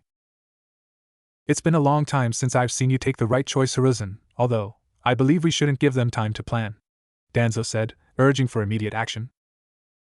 No, the elimination is a last resort plan. I'm not going to go through with it if I can help it. I know that just like Itachi, there are Uchiha who are loyal to the village first, the third said while thinking. The message that Naruto gave me from Mikoto supports that. She's just a desperate mother protecting her children. I cannot deny them the chance to straighten their path. Standing from his chair, Hiruzen looked at the village through his windows and said, then it's settled, we will continue normally. When the time comes, we'll proceed accordingly. Understood, Lord Hokage, the three elders said in unison before stepping out of the office, leaving the Hokage alone with Itachi. I'm sorry about this, Itachi. I cannot even fathom how hard it must be for you to do this, the third said to Itachi with an apologetic smile. It is not, Lord Hokage. I love my village and I will do everything in my power to protect it, even if it pits me against my own blood. But I only have one request, Itachi said with stern eyes. The old Hokage nodded and took a seat to listen to the Uchiha teenager's request, praying to God that things don't unnecessarily escalate. Oh man, what time is it? Naruto muttered as he woke up at the morning light. Looking at his clock beside his bed, he freaked out saying, "Oh shit. I overslept, damn big bro's gone be mad." Heading to his bathroom, he quickly brushed his teeth, grabbed an energy bar after, and ate it on his way towards the forest of death. Running as fast as he could, he arrived at the clearing and looked around searching for Itachi. Not seeing him anywhere, he let out a breath of relief before going stiff at the sound of a voice that said, "You're 30 minutes late, little brother. You didn't get sloppy on me this week now, did you?" Itachi said, coming out from behind a tree. Scratching the back of his head, he said nervously, "What? No. I just overslept, thinking about stuff, you know. Hee. Haha, okay, I'll give you a pass for today," Itachi said while approaching him. He then sat down on the grass and asked Naruto, "So, did you spoke to the Hokage about your parents?" Sitting down on the grass as well, Naruto replied, "Yeah, I spoke with him and yes, the fourth and the Jinchuriki of the Nine Tails were my parents." Looking down at the ground, he grabbed a scroll from his backpack and channeled some chakra into it, making the scroll open. Naruto then began to get all the contents out of it while saying, "This is what they left me. They also left me their house, but I really have no interest in living there. I'll just go and take the stuff I need from the library and the vault." I see, Itachi muttered before seeing the square with the word letters written on it. He figured that both Minato and Kushina left him some letters. Knowing his inner turmoil regarding his parents, he asked, "Did they wrote you some letters?" Receiving a nod in confirmation, he continued, "And how do you feel about it?" Looking at the sky while taking a deep breath, Naruto answered, "I honestly don't know, big bro. It's confusing, really." Sighing heavily, Itachi said, "I see. Well, you'll need to figure it out soon, little brother. Conflicting feelings can have a negative impact on one's path, especially yours. Whether it's love or hate doesn't matter, as long as you know, okay?" "Yeah, I understand, I'll figure it out, one way or another," Naruto conceded. He then remembered something that was written on his mother's letter and looking back at Itachi, he asked, "Itachi, there was something weird on Kushina's letter. She said that I gotta find and take care of some girl named Kurama. Do you know who that is?" Confused, Itachi started to think if he knew anyone with that name, but not finding anyone in his mind, he shook his head in the negative. He said, There is a clan here in the Leaf with that name. They have a seat in the council as well, but I don't think she was talking about them but a girl named Kurama. I have no idea, little brother. Perhaps you should ask my mother. I believe she was close friends with Kushina and Minato, so maybe she knows who that is." Surprised at the revelation of his crush's friendship with his parents, he nodded and took the scrolls and laid them on the ground as he said, "Well, they left me these scrolls as well. Apparently I may have 3 bloodlines. Kushina had the lava and boil release and Minato had the magnetic release, so they left me some scrolls for those in case I managed to activate them. Minato also left me these wind and lightning scrolls and the scrolls for the Rasengan and the flying thunder god," Naruto said, excited at the last 2 legendary jutsus. "Well now, that is impressive. The magnetic release is one of the rarest bloodlines there is, but we won't know if you have them until the next few years. Bloodlines like those usually activate on the user's teenage years, so we'll focus on the wind jutsus for now. The Rasengan and the thunder god will have to wait. The Rasengan is an A-rank jutsu, so when you manage to perfect everything I've taught you, we'll work on that one. The thunder god though, that's an S-class, so until you've perfected the Rasengan and everything else, you can focus on that, alright?" Itachi said while reading some of the scrolls. "Okay, so what we'll be doing today? I want to be the sharpest of my class so that maybe the old man would let me skip the academy and make me a shinobi already," Naruto said while pumping his fist at the air with an ass-kicking look. Standing up, Itachi let a small chuckle at the blonde's excitement and replied, "Now, one step at a time, Naruto. I was actually going to tell you that you're gonna have to lay low. Don't get too much attention to yourself, little brother. You're already a Chunin level ninja, so you'll have no trouble with school, but keep it low, okay?" he ordered while ruffling his hair. Looking at him, Naruto whined loudly, "What? But why? I don't want to waste 5 years learning stuff I already know. I want to go on mission and kick some ass, you know." Looking at him dead on the eyes, Itachi hit Naruto's forehead with 2 fingers and said with a voice that left no debate, "Now, little brother, take this as an order from me. Deception is a shinobi's biggest weapon. There is no need for you to show everything you know so early in the game, so keep a low profile, okay?" "Huff, I'll do as you say then," Naruto said with a pout while massaging the spot that Itachi hit. They then proceeded to train on Naruto's jutsus and one of the wind jutsus that his father left him. The training went on for almost 5 hours and now both of them were eating lunch. Getting ready to begin his shift, Itachi ruffled Naruto's hair and said, "Well, I gotta go now, little brother, so rest for the remaining of the day so you can be fresh for tomorrow, okay?" Receiving a nod from the blonde, he began to walk away, but before he was gone, he looked back and said, "I believe my other little brother Sasuke will be in your class too, so do me a favor and try to befriend him, okay? He's a lone wolf like you, so I believe you two would make good friends, and who knows, if you two become best friends, you might be able to see my mother more often." Itachi then left with a chuckle at Naruto's red face. Turning around, Naruto picked his stuff up and headed home while thinking dreamily, "Can't deny that would be cool though." The academy's grounds were filled with children waiting for the beginning of the semester, while the parents were glaring hard at the blonde Jinchuriki who was sitting on a swing hanging from a tree. Not that he was giving them a damn though. Man, 5 years in this place, what a drag, Naruto thought while a pineapple head boy sneezed, mumbling something about somebody stealing his catchphrase. He then heard his name being called by a familiar loving voice, and after turning around, he saw his crush, looking as beautiful as ever. "Miko, you're here to see Sasuke off?" Naruto said, excited as always to see the most beautiful woman in the world for him. "Well, and to see you off as well, sweetie. This is the beginning for my 2 boys to become men," she said while giving him a hug. She then rested her hands on his shoulders and said, "I hope that you learn a lot and that you become the fine shinobi I know you'll be, sweetie. And I also hope that you and my Sasuke become friends. That way you can have an excuse to come visit more often." She then gave him a kiss on the forehead and said goodbye, leaving a dopey blonde behind. Getting out of his stupor, Naruto heard the bell ring and immediately headed towards his classroom. Once there, he headed to an empty seat near the window, and after he sat on his spot, a raven-haired boy with a familiar face sat next to him soon after he claimed his seat. This must be Sasuke, he looks like a, Naruto thought. He then surveyed his surroundings and saw Kiba, who was looking at him with a challenging look. He was sitting next to the boy called Shino, who gave him a nod, and a cute blue-haired girl with a cream-colored hooded jacket who was looking at him through the corner of her lavender-colored eyes with a mad blush all over her face. He saw that even on their first day, there were already girls looking at both him and Sasuke with dreamy eyes.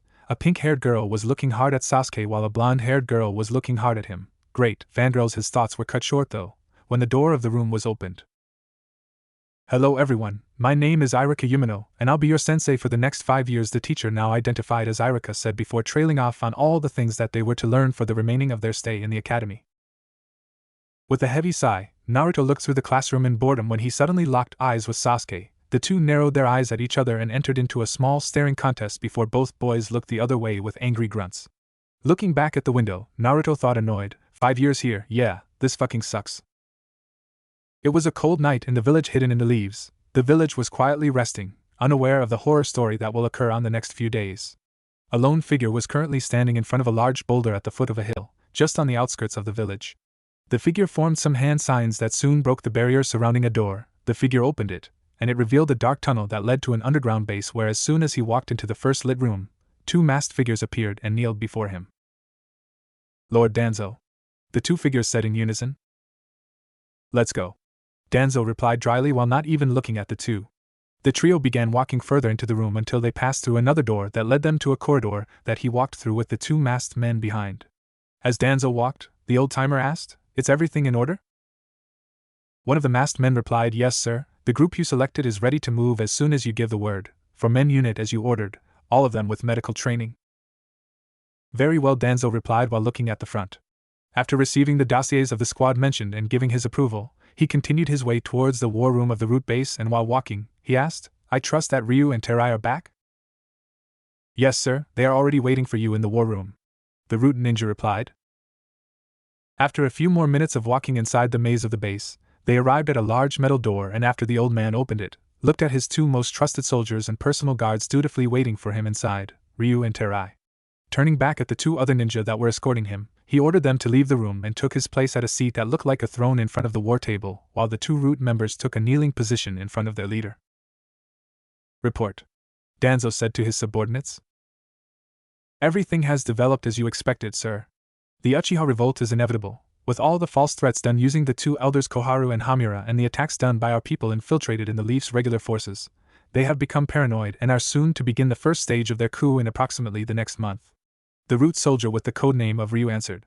She had long silver hair with 2 medium ponytails on the front, 2 more on the back, and a few hair strands that covered the top of her mask. She also had an exquisite figure, and was wearing a mask with the shape of a dragon's face. "Excellent," Danzo replied with an excited but barely noticeable smirk on his stern face. He then added, "What about Shisui Uchiha?" Did you succeed in our objective? Yes, Sir Terai replied this time. He was wearing a cream-colored hooded coat and a mask with 3 red curved lines above both eyes. He then took out from inside his coat a jar containing 2 eyes with an onyx pupil. We extracted Shursui Uchiha's eyes as you requested and put evidence that pointed at Itachi Uchiha as the responsible for the attack, he said while giving the jar with Shursui's eyes to Danzo. Looking at the jar on his hand, Danzo said to his 2 most trusted men, "Excellent job. Now that we possess the Mangekyo Sharingan, we can begin to implant it in my blind eye," Danzo said. He then stood up from the throne and walked towards the exit of the room with the 2 root ninja following behind. Without looking back, he added, "Be ready to move with the special team that we've prepared. Sarutobi has called on an emergency meeting, so it appears that Itachi will make his move now. Your job is to make sure that he follows through with his plan. As soon as he's done, we make our move." Understood. The 2 soldiers replied robotically to the rude head. Is everyone ready to begin? Hiruzen Sarutobi, the 3rd Hokage, asked those present in the room. Yes. Danzo, Koharu and Hamura answered in unison to the village's leader. Very well, Itachi, please begin your report, the 3rd said to the Uchiha Anbu captain who was standing beside him. Yes, sir, Itachi replied. Walking to the center of the room, he began, "The situation has reached a boiling point. Since Lord Hokage's talks with my father proved futile, now every Uchiha is preparing to stage the coup in the next month. As far as I know, my father will begin to look for allies in the coming weeks. The Aburame, Inuzuka and the Kurama clans are the prime candidates. They believe that they can convince them to join the coup with the promise of more power and say on the village's matters. I don't think that other clans will join them," Koharu said. Indeed, the Inuzuka are loyal to the village and would never go with this. The Aburame are reserved, but their relation with the Uchiha clan is formal at best, so they won't risk so much for a clan they barely have contact with, and the Kurama are too weak to pose any real threat even if they were to participate, which I doubt they will. The 3rd explained, feeling confident of the loyalty that most of the clans have towards the village. Indeed, I think that my father and the rest of the council know this as well. That's why in the last 2 years since this started they have been making sure to turn every Uchiha to their beliefs. I'm probably one of the last few who fights for the village first," Itachi replied, with a distant tone in his voice. Then we have no other choice. We must act now, Lord Hokage, before the rest of the village gets dragged into their foolish crusade. Danzo replied with an urgency that did not go unnoticed by the other experienced shinobi in the room. Just what the hell are you up to, Danzo? The 3rd thought, knowing very well that his old rival was scheming something. Closing his eyes and massaging his temples, Sarutobi said with a pained voice, "Yes, I'm afraid that we must take action, Sai Itachi. Are you really willing to go through with your plan?" Itachi closed his eyes for a moment, and after a few seconds, he opened them and with a stern voice that carried no doubt but with pain clear in his eyes, he responded, "Yes, Lord Hokage. I see no other way. My clan's ambition will end up hurting the village more than help it. I will carry out the extermination of the clan myself." Forgive me, Hashirama-sensei, the Hokage thought with sorrow at the idea of giving the green light to the massacre of one of the founding clans of the village he swore to protect. "We will be forever in your debt, Itachi. You truly are the greatest example of the will of fire side. Do we all agree?" the 3rd asked to the elders.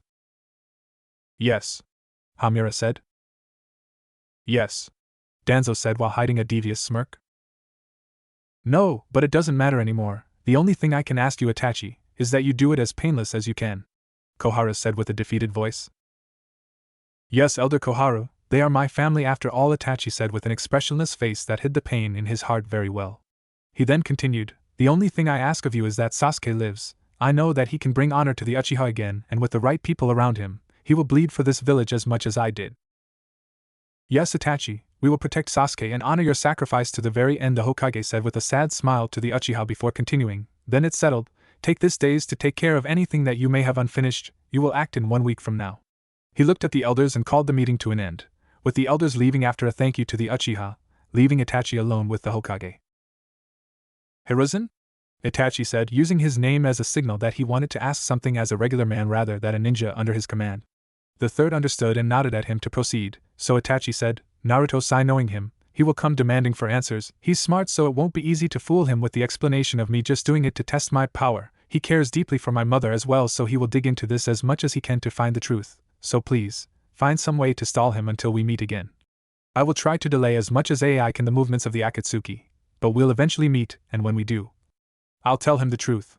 His eyes were starting to show the pain he was feeling for doing this, but he quickly pushed those feelings aside, knowing that it was worth it. Are you truly willing to bear the hatred of both of your little brothers for that long? Hiruzen asked Itachi in a sympathetic way. This was what pained the old Hokage the most, the hatred that will no doubt grow in both Naruto and Sasuke. It's something that disturbs him greatly. Looking to Itachi, who was looking down at the ground, the third widened his eyes and felt his heart breaking for the first time in years at seeing a lone tear fall from the ever-expressionless Uchiha's face to the ground. Looking up directly at the old-timer's eyes, the raven-haired teenager said with conviction and utmost love, "If it means that both will be safe and will be able to make their dreams come to be, then yes. After all, they are my dream, and I know that if they both build a bond, it will take them further than anyone else has ever got." Itachi then got serious again and added to the Hokage, "Also, be wary of Danzo. The death of Shursui was not my doing, but whoever did it, left a good trail back to me. And I can only think of Root to do something like that. He's always been interested in the Sharingan."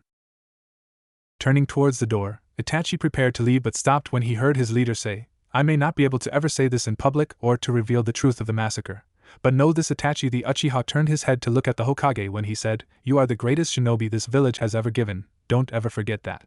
The third exclaimed while bowing to the Uchiha teenager, showing him how grateful he was at Itachi for such immense sacrifice. Giving him a nod in thanks, Itachi left the room soon after, leaving a third Hokage to look at the sleeping village while thinking somberly, what a sad day. "Alright, that's enough, now let's see," Iruka said to Sasuke and Naruto, who were currently in the middle of a taijutsu spar. Looking at the board on his hands, Yumino claimed while looking at Sasuke, "Well, Sasuke, in your ninjutsu you scored a 10, in accuracy with kunai and shuriken, you scored a 9, and in taijutsu you scored a 7, good job, Sasuke." Sasuke only grunted in response among the cheers of his fangirls who were eagerly proclaiming him to be the best. He was paying them no mind, however, since his mind was thinking with annoyance, "Damn it! We've been 2 years in the academy, and the dobe's been holding back on everything. You're not fooling me, Naruto." Looking at Naruto then, Iruka revealed his scores. "Now Naruto, well, in ninjutsu you scored a 7, in accuracy with kunai and shuriken you marked another 7, and taijutsu an 8, not bad, but you can do better, so keep training," he said with a little bit of disappointment in his voice. "Yes, Iruka-sensei," Naruto replied among the cheers of his fans, encouraging him to do better while thinking, "Grr, I hate this, damn it. Having to act like a regular Joe. Hold it, Naruto, just 3 years more thou. I think the team knows that I'm holding back." "Alright class, you are dismissed for the day. Remember to train your taijutsu skills since we'll keep sparring for the rest of the week," Iruka said to the already fleeting kids who didn't even listen to him. "Sigh, kids," he mumbled tiredly.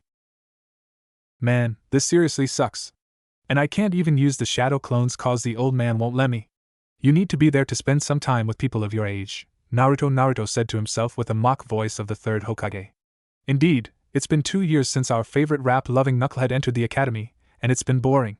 The fact that he cannot show them what he can really do and must hold back on everything to not catch everyone's attention just makes it worse.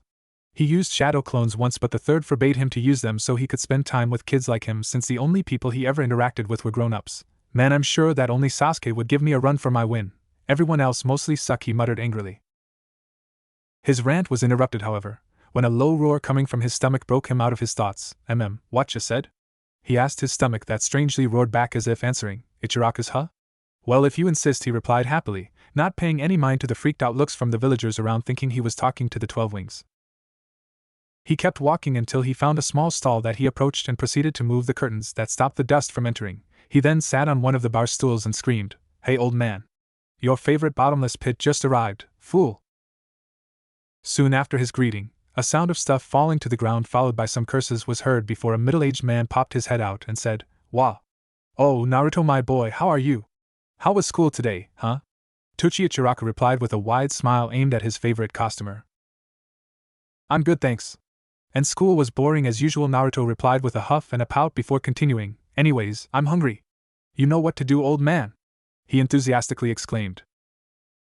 "Haha, alright, let me go and make you your food. I am. Come, Naruto is here. You've been waiting for him all day, so come and keep him company while I make his food." Tucci screamed and then chuckled when he heard a squeal followed by a curse and the sound of someone running on the back. A 14-year-old brunette girl with brown eyes appeared from the back of the stall screaming at the veteran chef, "Dad! Shut up!" While what if she suddenly noticed that Naruto was there, watching the scene with amusement, seemingly enjoying the girl's distress. "So, now Naruto. Hi. Sorry about him, you know that how was school today?" she nervously said, trying to change the subject while putting both arms behind her back, fidgeting her fingers and wearing a mad blush on her cute face. Haha, she's so damn cute when she gets all flustered, though can't deny she's growing up, Naruto thought while looking at the two mounts that were starting to show beneath her upper clothes. Shit, stop looking, you fool. Damn hormones, he reprimanded himself then. Shaking his head from such lecherous thoughts, he replied while scratching below his nose, Ahaha, yeah, well, it was boring, you know. I really can't wait for the end of the damn academy so I can go on missions and kick some ass like my big brother Itachi. He said while jumping on his stool, flexing his muscles while doing poses that just made the poor girl more lost in her blooming teenage hormones. Was he checking me out there? She gave a hopeful thought when she saw where his eyes were looking at a moment ago. Lifting her arm and putting her finger on her lips, she responded, oh. Well, yes, that sounds good, but it's also very dangerous, you know? She said with worry in her voice. She wasn't very comfortable with her crush becoming a ninja. Ah, you don't have to worry about me, Aya. He exclaimed, giving her a thumbs up and a wide smile before adding, I'll be the strongest ninja that has ever lived so I can protect you and all of my precious people from anything that dares to harm you. Y'all see. Naruto's voice was full of confidence and a fire in his eyes that showed his unrelenting determination. Yes. He cares about me. I thought while mentally jumping with happiness after hearing her crush's words. Soon enough, though, his first bowl was done, and she brought it to him. Haha, well, thank you for caring about us, Naru. I know that you'll become strong. Here's your bowl, she said with a happy smile on her face and a small blush on her cheeks. Haha, can't believe me, a 10-year-old can make a pretty 14-year-old blush like that, Naruto thought with amusement. Giving her a warm smile back, he grabbed his bowl and said, Of course I care, Aya. You can always count on me. Thanks. He then began to happily devour bowl after bowl of the delicious food fit for any god.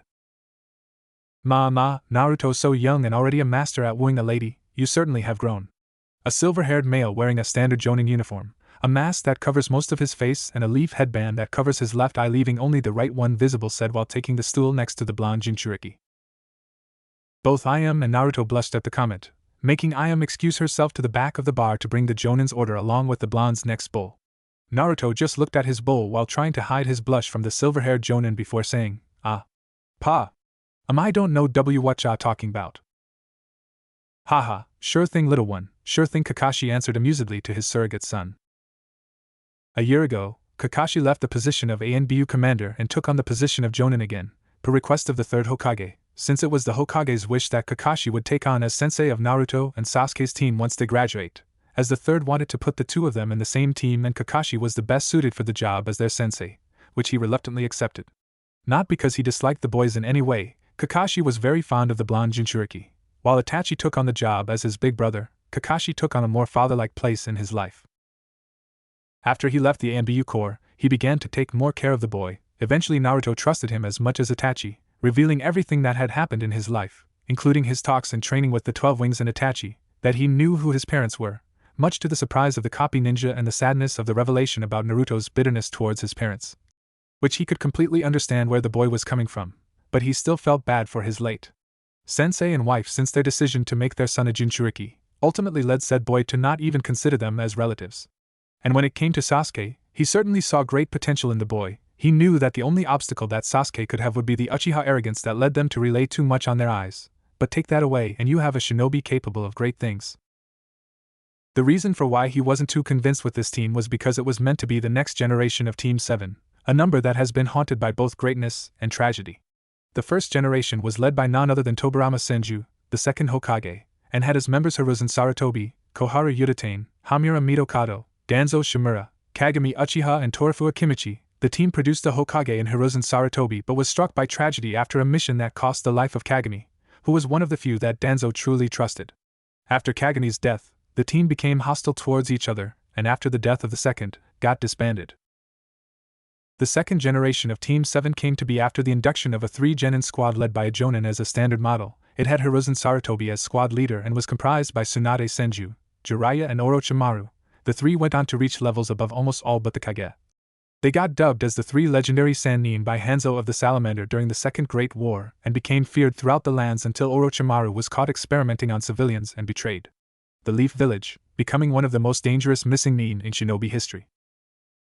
The third incarnation of the team was led by Jiraiya of the Sannin and was comprised by Minato Namikaze, Fugaku Uchiha, and Aiko Kurama. The team produced yet another Hokage in Minato but was struck by tragedy again when Aiko was captured and brutally murdered by a cult. Fugaku had made an arrogant mistake that almost got everyone caught, but Aiko took a bullet for her team and paid the price. Her death caused hostility between Minato and Fugaku, and not even when the former became Hokage disappeared, it grew even more. The fourth and last generation of Team 7 was led by Minato Namikaze, and it consisted of Kakashi Hatake, Rin Noura, and Obito Uchiha. The team produced another legendary shinobi in Kakashi, but Obito perished in battle during the Third Great War, and Rin was killed by Kakashi when she defected to Mist. Hoping that the tradition would break with the next incarnation, he finished his bowl and said to Naruto, "Now, I have a message from Itachi to you." He then gave a folded sheet of paper to the blonde and bid goodbye. "Oh, okay, well, see you later, Pa." The Jinchuriki replied to his father figure before he opened the sheet and read it. "Hey little brother, listen, I'm gonna have to cancel the next 5 days of your training with me. I have a mission, so I won't be around, but I'll see you on Saturday. So use this days to rest and spend some time with your friends or my mother. Don't get all lazy on me, brother." "Oh man, this sucks. Well, I'd better find something to do. Spending time with Miko does sounds good," Naruto thought with a mad blush before paying for his food and saying his goodbyes to a blushing teenage girl and her amused father.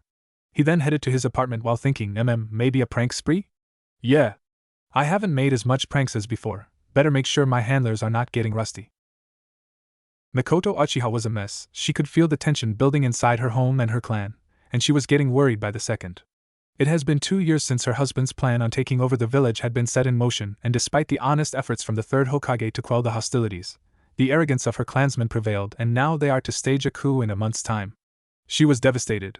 Her eldest son Itachi just seems colder and colder as the days go by since he accepted the task of spying on the village's leadership, and her youngest son seems to be stressed about the clear indifference that Fugaku was giving him. Her relationship with her husband was now practically inexistent.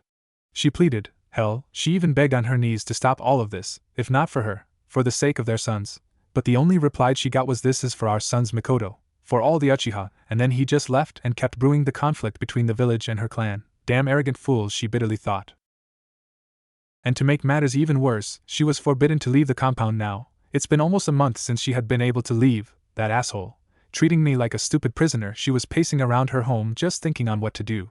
She wanted to speak to Itachi to try and understand just why he would go along with this mad plan, but he apparently left the village on a mission, and would be gone for a few weeks. She was very worried about her eldest son, as just a few days ago, Shursui Uchiha, Itachi's best friend and her nephew, was found murdered and had also lost both of his eyes. This caused tremendous alarm inside the clan, especially in the council, since only they knew that Shursui had somehow unlocked the legendary Mangekyo. So believing in the apparent way on how to unlock them, Itachi was put as the prime suspect. It even came to the point where he no longer talked to his father aside from his report on the Hokage and his advisors. Heck, it had been weeks that even she had a normal conversation with him. Leaving her home, she began to take a stroll around the compound, and she was saddened by what she was seeing. There was just no joy around the clan anymore. The adults all seemed tense, and she could see that many were conflicted with the direction that the clan would be taking in the coming days. And the kids, instead of playing and running around, they were all being prepared to fight. It broke her heart to see the clan's future being manipulated this way, just to make a bunch of arrogant pricks feel good with themselves. She knew that a reign under an Uchiha with that kind of mentality would be oppressive, and it would take the village to a dark path. The kids of the future would be nothing but tools of war, and she hated that. She knew that as a shinobi you are exactly that, a tool to be used by your kage, but at least with the current system you had the chance to choose. A reign under an arrogant Uchiha would, with no doubt, take that choice away. Returning to her home after her small stroll around the compound, she turned to see the wall with the Uchiha crest painted on. She could still see the crack that had formed for the kunai that Itachi embedded after his confrontation with Fugaku about Shursui's death. She couldn't help but feel a bad omen at seeing the haunting image of her clan's crest split by a crack that could very well signal the future of her clan and the village. Fuck Fugaku. I'm taking a walk around the village tomorrow, whether he likes it or not, Mikoto thought in frustration before she headed to her now personal room to turn in for the night. Naruto woke up with a weird feeling in his gut. He could feel that Itachi has been troubled by something for the last few weeks. The fact that it has been almost a month since he last saw Mikoto just made him feel even more uneasy at the thought that something might be happening to her or her clan.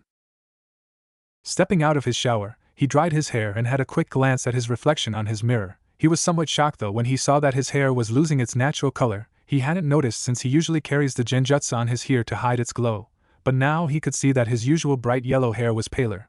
Like the Yamanaka's, it still had the glow, but it was paler as well.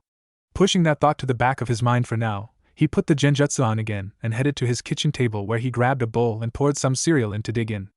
Oh yeah, he eats something more than ramen now. since he began his training with Itachi and the 12 Wings, both made him eat more than just ramen so he could have all the proteins he needed in his body. He complained at first, but eventually gave in. After finishing his breakfast, he cleaned the dish and walked to his room to put on his normal attire. Stepping out of his apartment, he walked aimlessly around the village while thinking, what to do? What to do? I really don't want to go to the academy today, so he made some hand signs and created a shadow clone with enough chakra to last the whole day. Giving his clones orders, he began to head towards the forest of death when a sight of a beautiful black hair caught his attention. Getting closer to the owner, he screamed happily, "Miko!" What?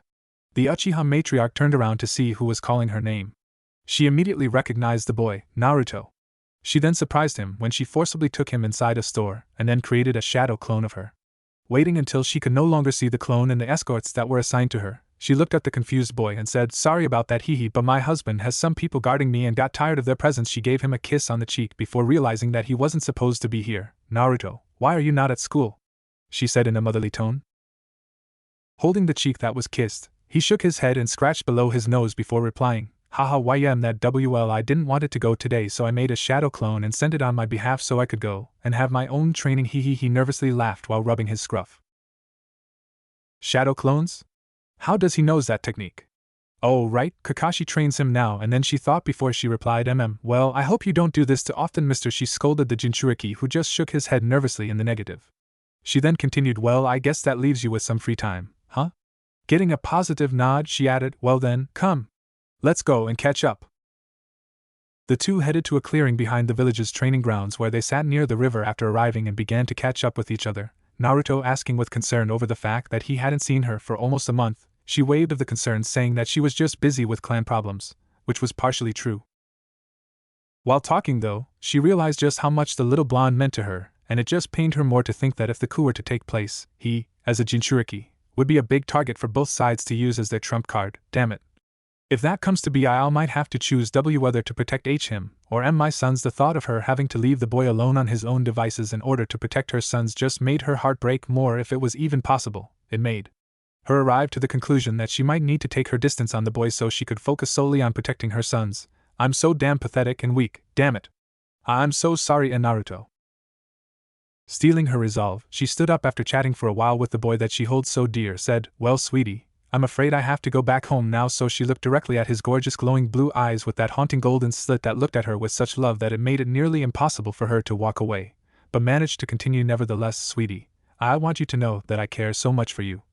Not just for who your parents are, but for the amazing person that you have become. Even after everything that you've been through, you're still so warm and kind, so please, whatever you do, whatever life throws at you, don't ever change, sweetie. This cursed world that we live in needs people like you to guide us towards a better world, so don't stop, keep striving to protect those you love, for that is the only way towards true strength. Whatever happens, know that I'll always care." She hugged him tightly and gave him a long kiss on his cheek.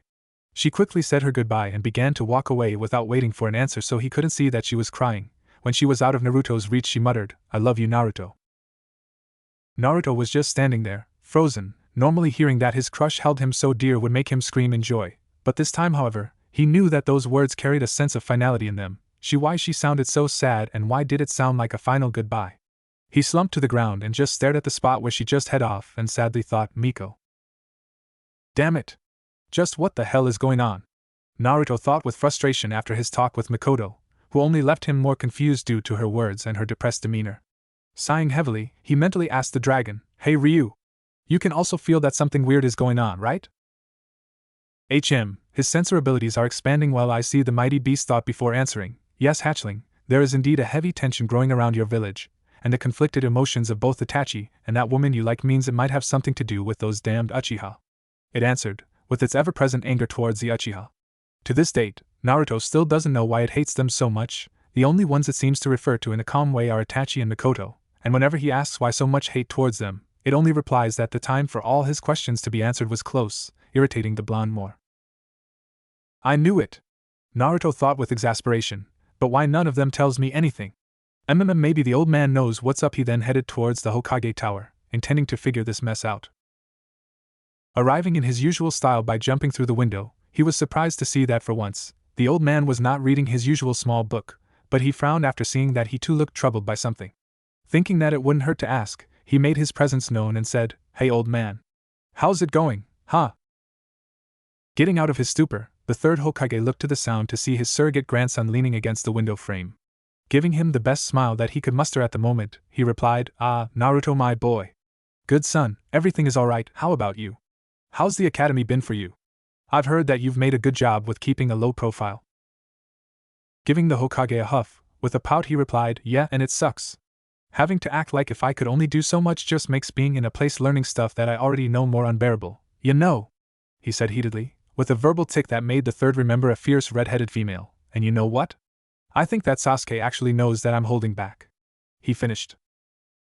Raising an eyebrow, the old-timer said, "I already told you, Naruto, it's for your own good. You need to spend some time with kids your age and whatever you mean by Sasuke knowing?"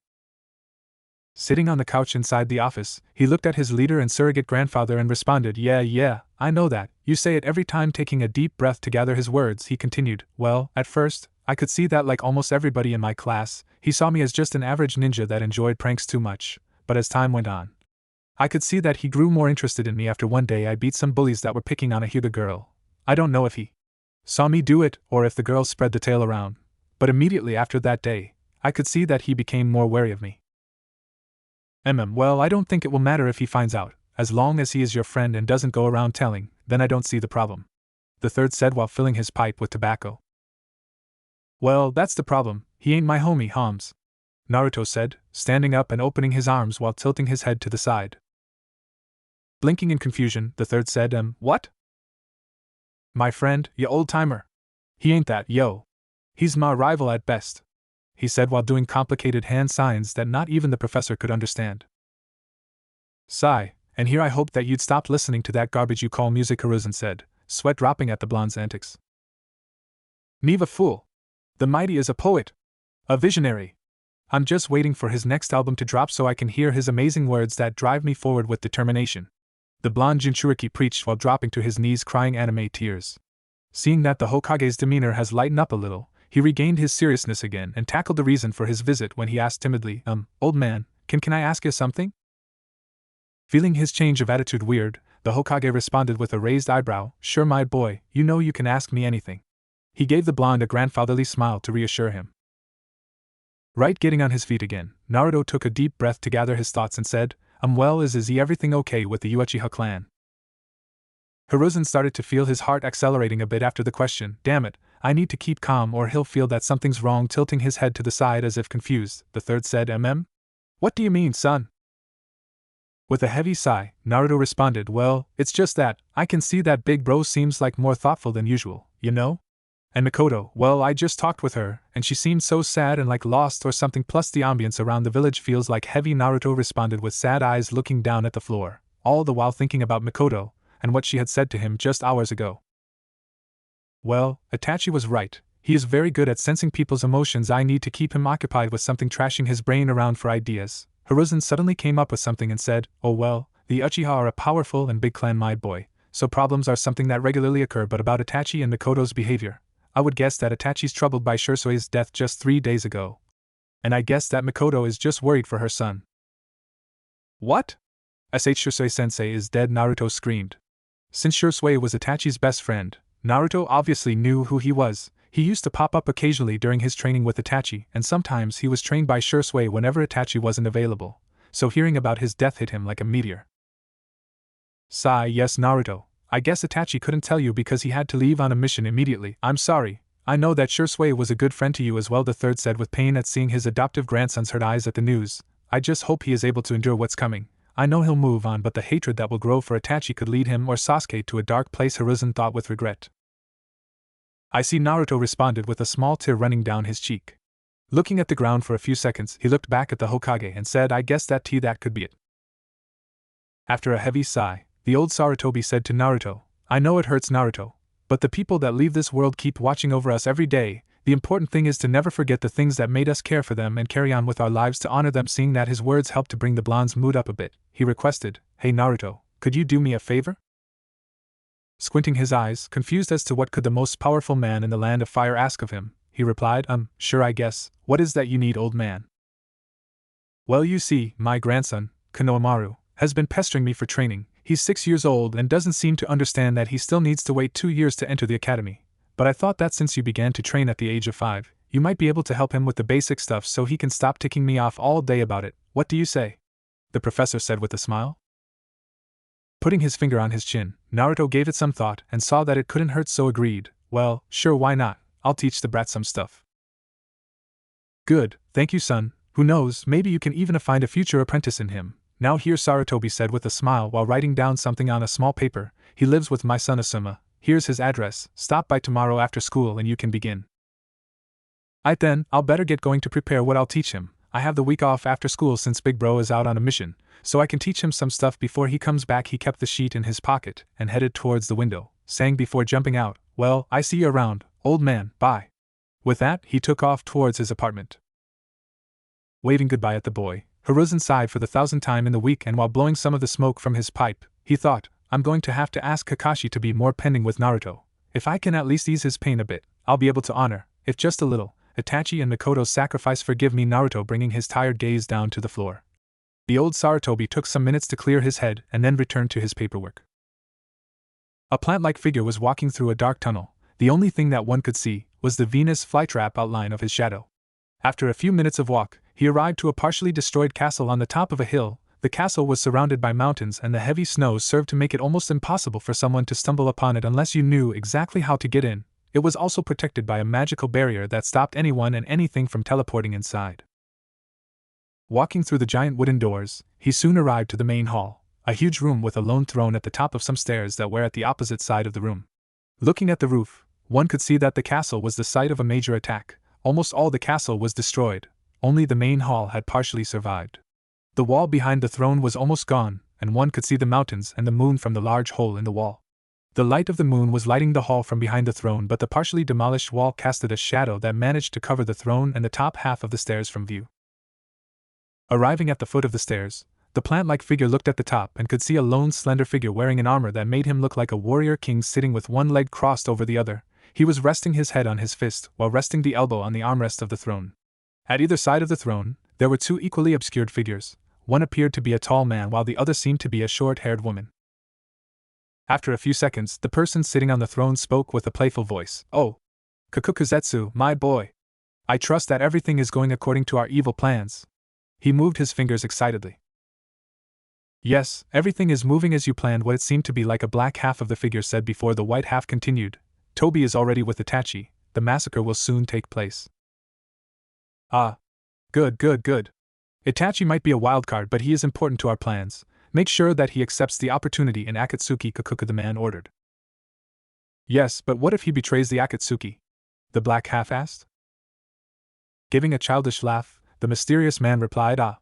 Well, I couldn't care less, dear boy. Toby is interested in him, and to stop that fool from doing something stupid, we need to throw a candy at him so he keeps in line. The Akatsuki are means to an end, and so is Toby. But in the meantime, they need to stay focused, and those stupid vengeances and wishes of grandeur will only waste more time." The strange man then chuckled and added, "Finally, we have all the things we need, so we must begin our moves now." He finished with a serious tone that countered his previous attitude. "Yes, we understand. We'll take our leave now," Setsu replied before turning to exit the castle. After disappearing from sight, the female asked, "So, are we making our move now?" "Oh no, my dear, not just yet. We'll let our little friends have their fun for a while. Once they've accomplished their goal, we move," Kakuku the man on the throne said, giving a playful laugh at the end while thinking, "It's almost time, Granny, almost." "Stupid school, stupid kids, stupid teachers," Naruto mumbled while making his way to the Hokage's grandson's house. "Seriously, I'ma lose my shit soon, son." Shaking his head from his frustration, he arrived at the Sarutobi compound and began to search for the right house. 12, 13, 14, 15, There, 16, this gotta be the place. Knocking on the door, he gave a quick glance around the compound and thought, I thought the place would be bigger, even having a Sarutobi as Hokage. The clan doesn't seem that powerful outside the old man." His thoughts were then cut short after the sound of the door opening was heard. A bronze-skinned man with black spiky hair and beard opened the door and said, "Oh, Naruto, I take it you're here for Konohamaru, right?" Getting a nod in response, he added, "All right, let me get him for you." He turned around and left for the back of the house. After a couple of minutes, Asuma reappeared along with a small boy wearing a yellow shirt with a leaf symbol on the front. He had a long blue scarf and a skullcap that only left a mesh of his brown hair out. He was whining that he needed no one to get strong. "Sai, just give it a try, okay, Kono? Naruto is strong, so you'll learn a lot from him, and when you enter the academy you'll have no problem," Asuma said before pushing Konohamaru out of the house. Naruto then grabbed the boy's shoulder and flickered out of the compound before he could whine more, leaving a stunned Asuma behind to think, "What the? I know that Kakashi trains the boy occasionally, but he already knows the body flicker? That's impressive." Arriving at the middle of the forest of death, Naruto appeared on a puff of smoke while grabbing a stunned Konohamaru, but since he didn't want it to acknowledge anybody, much less this blonde, he freed himself from his grip and said, "Huff, if you think that you've impressed me with that simple trick, you are wrong. I already told Uncle Asuma, I don't need anybody's help. I'll defeat the old man by myself and I'll take the Hokage position so that everybody respects me." "Geez, is like looking at myself when I was younger," the blonde Uzumaki thought with a drop of sweat on the back of his head. He then crossed his arms and said with an incredulous look, "Oh, really now? Think you can take the geezer down on your own, huh?" Pointing at Naruto, Konohamaru said, "For sure. The old man stands no chance against me." Taking a few steps away from Konohamaru, Naruto took a fighting stance and said, "Well then, if you are so sure, then come at me. Let's see if you can bite as hard as you bark, little boy." He was trying to make the boy lose his temper while doing a come here hand gesture. The taunt definitely worked since the boy got red out of rage and screamed, "I'm not a little boy. I'll show you." Konohamaru ran straight at Naruto trying to land a punch, at which Naruto just sidestepped without any problems. Taking the opportunity, Naruto quickly crouched behind Konohamaru and said, "Let me show you the most horrible forbidden jutsu of our village." He closed his hands together with only the index and middle fingers pointed directly at Konohamaru's ass and said, "Hidden Leaf's secret finger jutsu, 1,000 years of death." Using chakra to enhance the strength of the attack, he shot his fingers forward and successfully inserted the technique into Konohamaru's bottom, making him scream in pain, thinking that nothing could be more painful than what had just happened to him. Crashing a few meters away from Naruto, Konohamaru quickly began to rub his butt and with some tears in his eyes screamed, "Hey! That hurt! What the hell was that?" "That was me teaching you that you are not strong enough to beat the old man as you say," Naruto said while walking towards him. That's not true. It was just a fluke," the small boy heatedly responded, still rubbing his sore butt. With a heavy sigh, Naruto crouched in front of the Sarutobi boy and said, "Konohamaru, why do you want to be Hokage?" Feeling a little confused by the sudden question, Konohamaru quickly jumped to his feet and said while pointing at Naruto, "Easy. So everyone will acknowledge me as Konohamaru and not as the honorable grandson." Massaging his temples, Naruto retorted, "Do you even know what a Hokage does?" "Of course. They are the strongest of the whole village and fight only the best," Konohamaru said eagerly. "Konohamaru, do you have people you love?" Naruto said. "What? Ah, well, yes. I'm the old man and Uncle Asuma," the boy responded. "And do you want to protect them?" Naruto asked quickly after the boy's response. "Obviously," Konohamaru said, not seeing where this was going. "Well then, that'll make it easier for you to get this into that thick skull of yours," Naruto said, laughing after seeing the taunt working and making the boy angry while thinking, "Haha, yup, just like me." He got closer to Konohamaru and put his hand on the boy's shoulder saying, "Kono, a Hokage is someone that protects the village with every drop of sweat he or she's got. To be Hokage you don't only have to be the strongest around. You have to be compassionate, wise, just, you must always see for the good of every person in the village, you must love the leaf with everything you've got. Kono, your reasons to be Hokage are completely selfish. You want to do it for yourself, not for the common good. Being Hokage is being the most selfless person in the village, for you will always have to put the common good before your own desires sometimes, even your own family," he said with bitterness at the last part of his speech.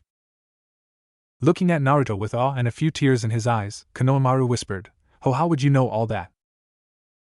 Patting the boy's head, Naruto replied with a chuckle, "Because I was just like you," earning a surprised look from the boy.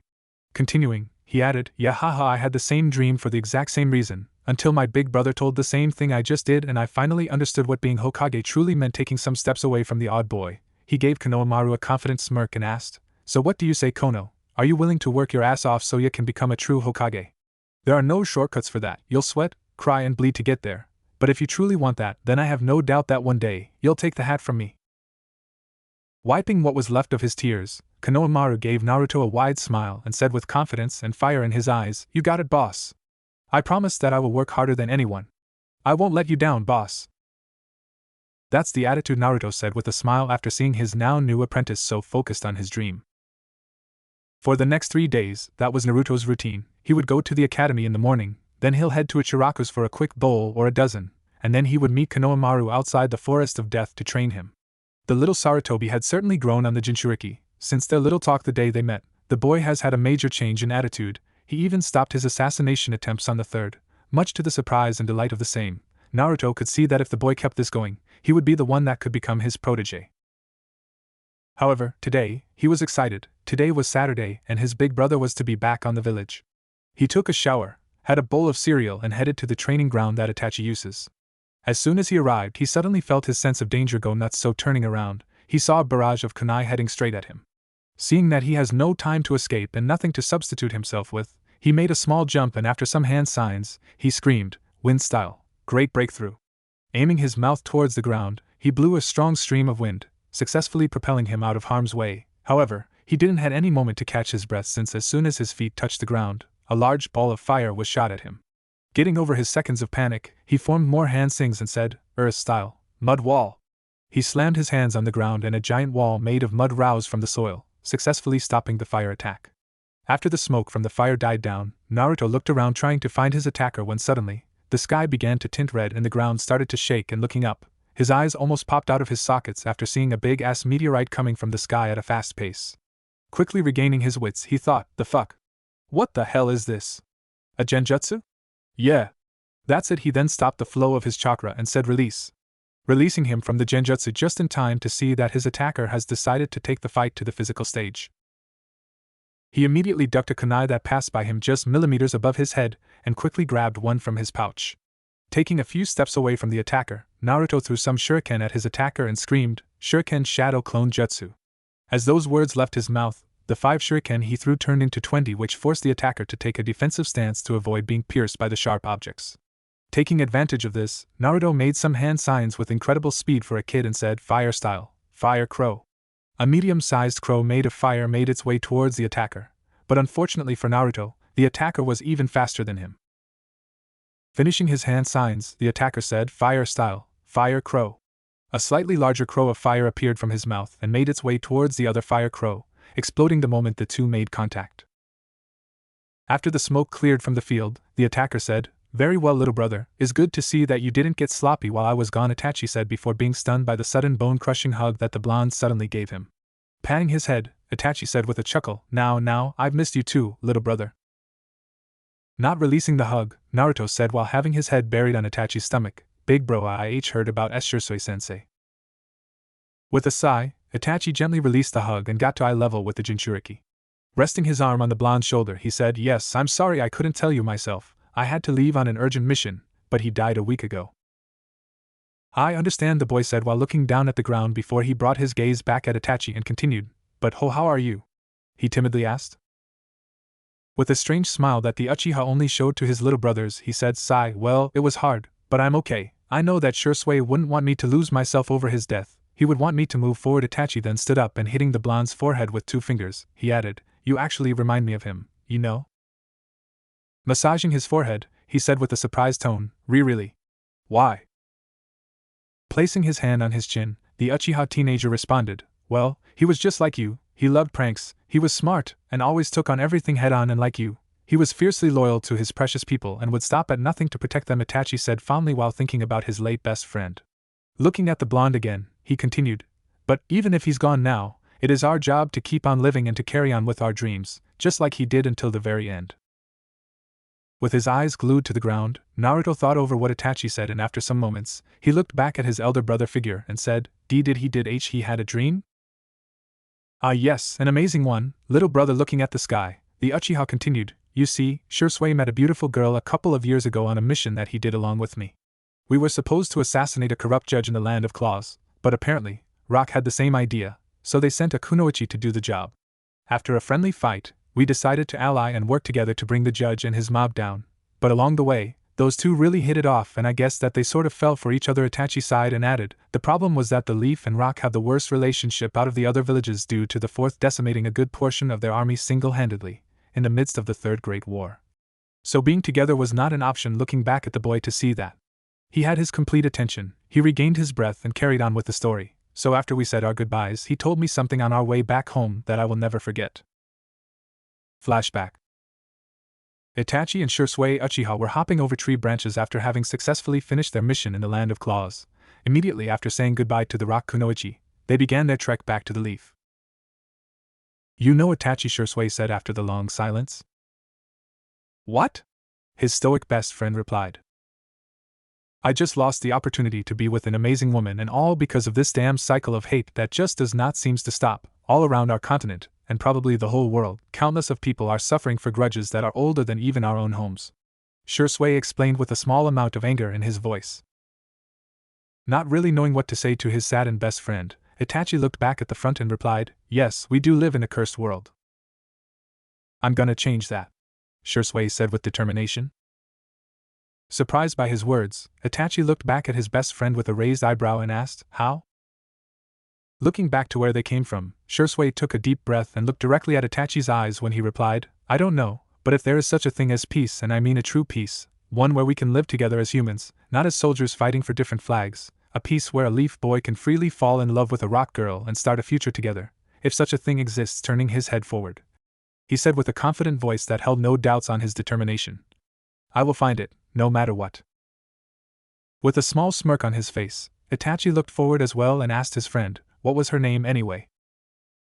With a small smile on his face, Shursui replied, Kuratsuchi. End flashback. He had the dream that one day we would find a way to unite the people, so that nobody would ever be afraid to befriend someone from another village, but now, it's up to us, little brother. Itachi finished his story and looked back at Naruto, who had his face down in thought. Kuratsuchi, Naruto thought, finding it sad that maybe she'll never know what happened to Shursui. Gaining a new resolve, Naruto looked back at Itachi and with a sad smile but a fire burning like Itachi has never seen before in his eyes, he said, I promise, big bro. I will carry on with Shursui-sensei's dream and I'll find a way to unite us all. And if I ever meet this Kuratsuchi girl, I'll tell her that Shursui never gave up. With an immense sense of pride flowing through Itachi at seeing his little brother carrying his best friend's dream forward, he looked at the sky and thought, it is indeed worth it. Naruto and Sasuke are my dream. I have no doubts now that any sacrifice that comes is worth it. For these two, he then looked down at Naruto and said, if somebody can carry on with that dream, it's you, Naruto. I believe in you, little brother. With a wide smile, Naruto got back on his feet and asked what was bothering him for the whole week. Itachi getting a hum from the Uchiha, he continued, is Mikoto okay?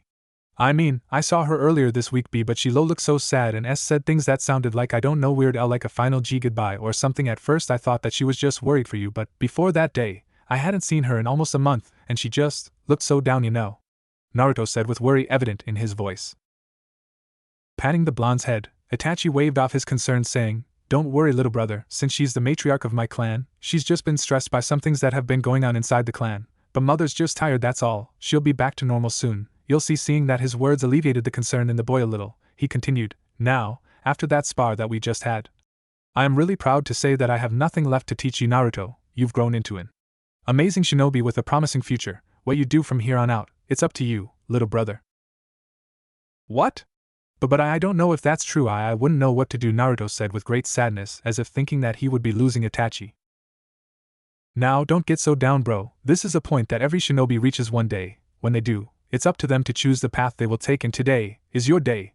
I will always be there to guide you, he said with an incredible hidden sadness, knowing that it was a lie. But it must be you, the one that moves forward your own ambitions.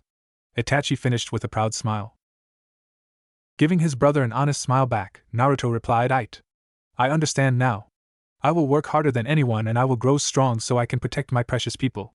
And so I can make Shursei's dream, my dream, a reality. His determination and conviction were back strong after hearing those words, relieving his elder brother. That's my brother, Itachi said proudly to the blonde. They spent the rest of the day talking and fooling around until eventually they had to take their separate ways. After a few minutes of saying goodbye to the blonde, Itachi thought, your path begins tomorrow, little brother. Whatever life throws at you, including what I'm about to do, I know that you'll endure.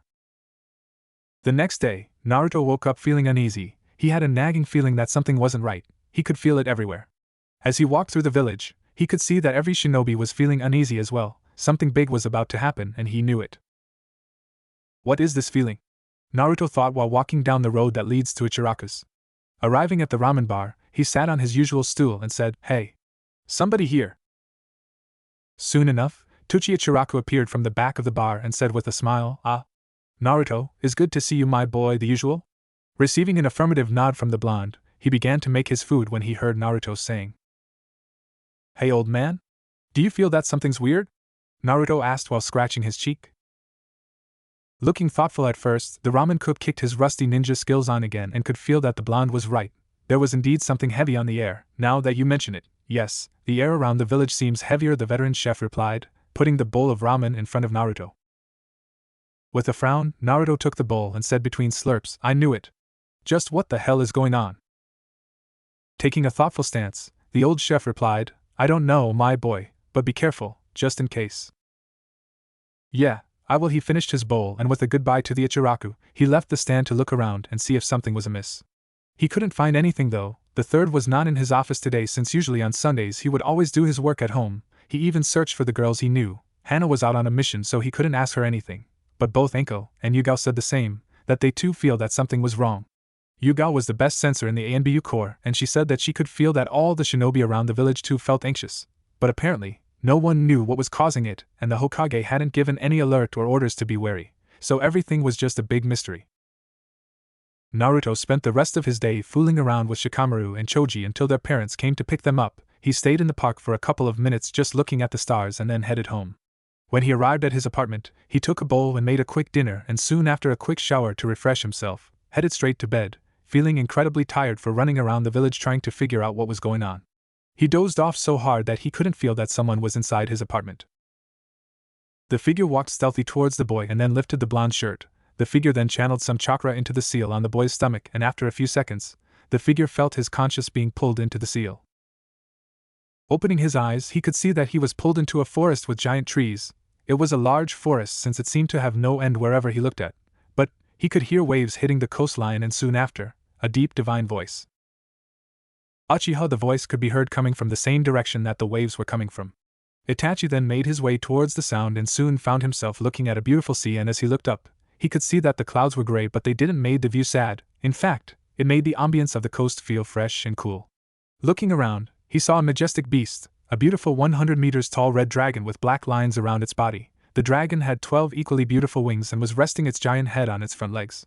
The best seemed to be peacefully relaxing with the cool breeze of the shore when, without opening its eyes, the 12 wings said, "You called Uchiha?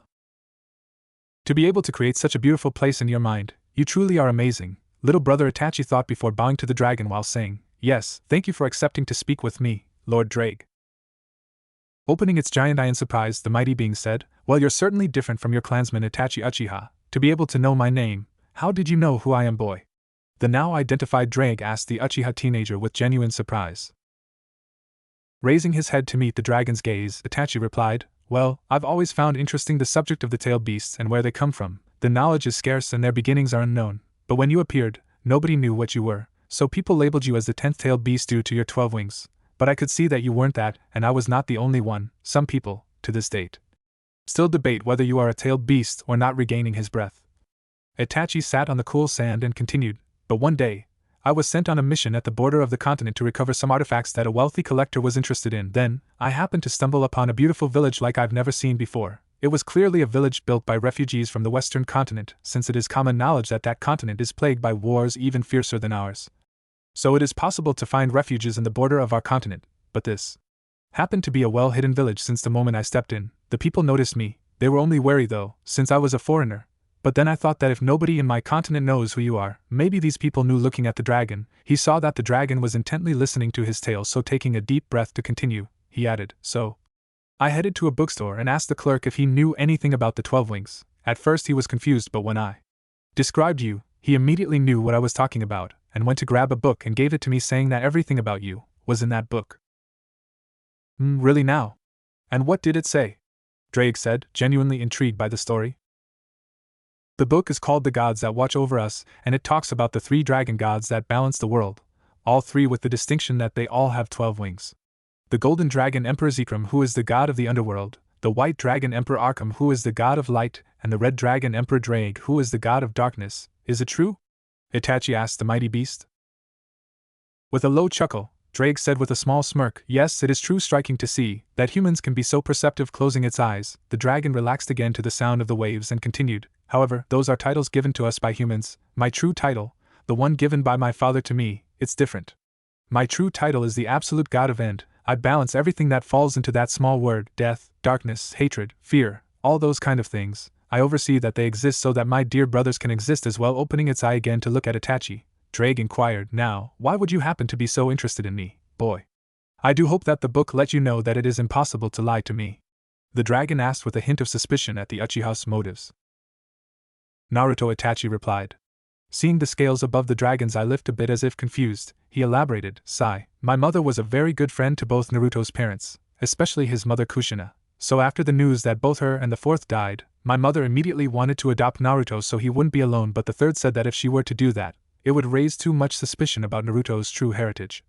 She still wanted to go through with the adoption until my father put a definite stop to that by forcing her with clan laws, promising that he would keep some of his men watching over Naruto. The dragon snorted at that, seeing that the boy was never watched over until he was 5.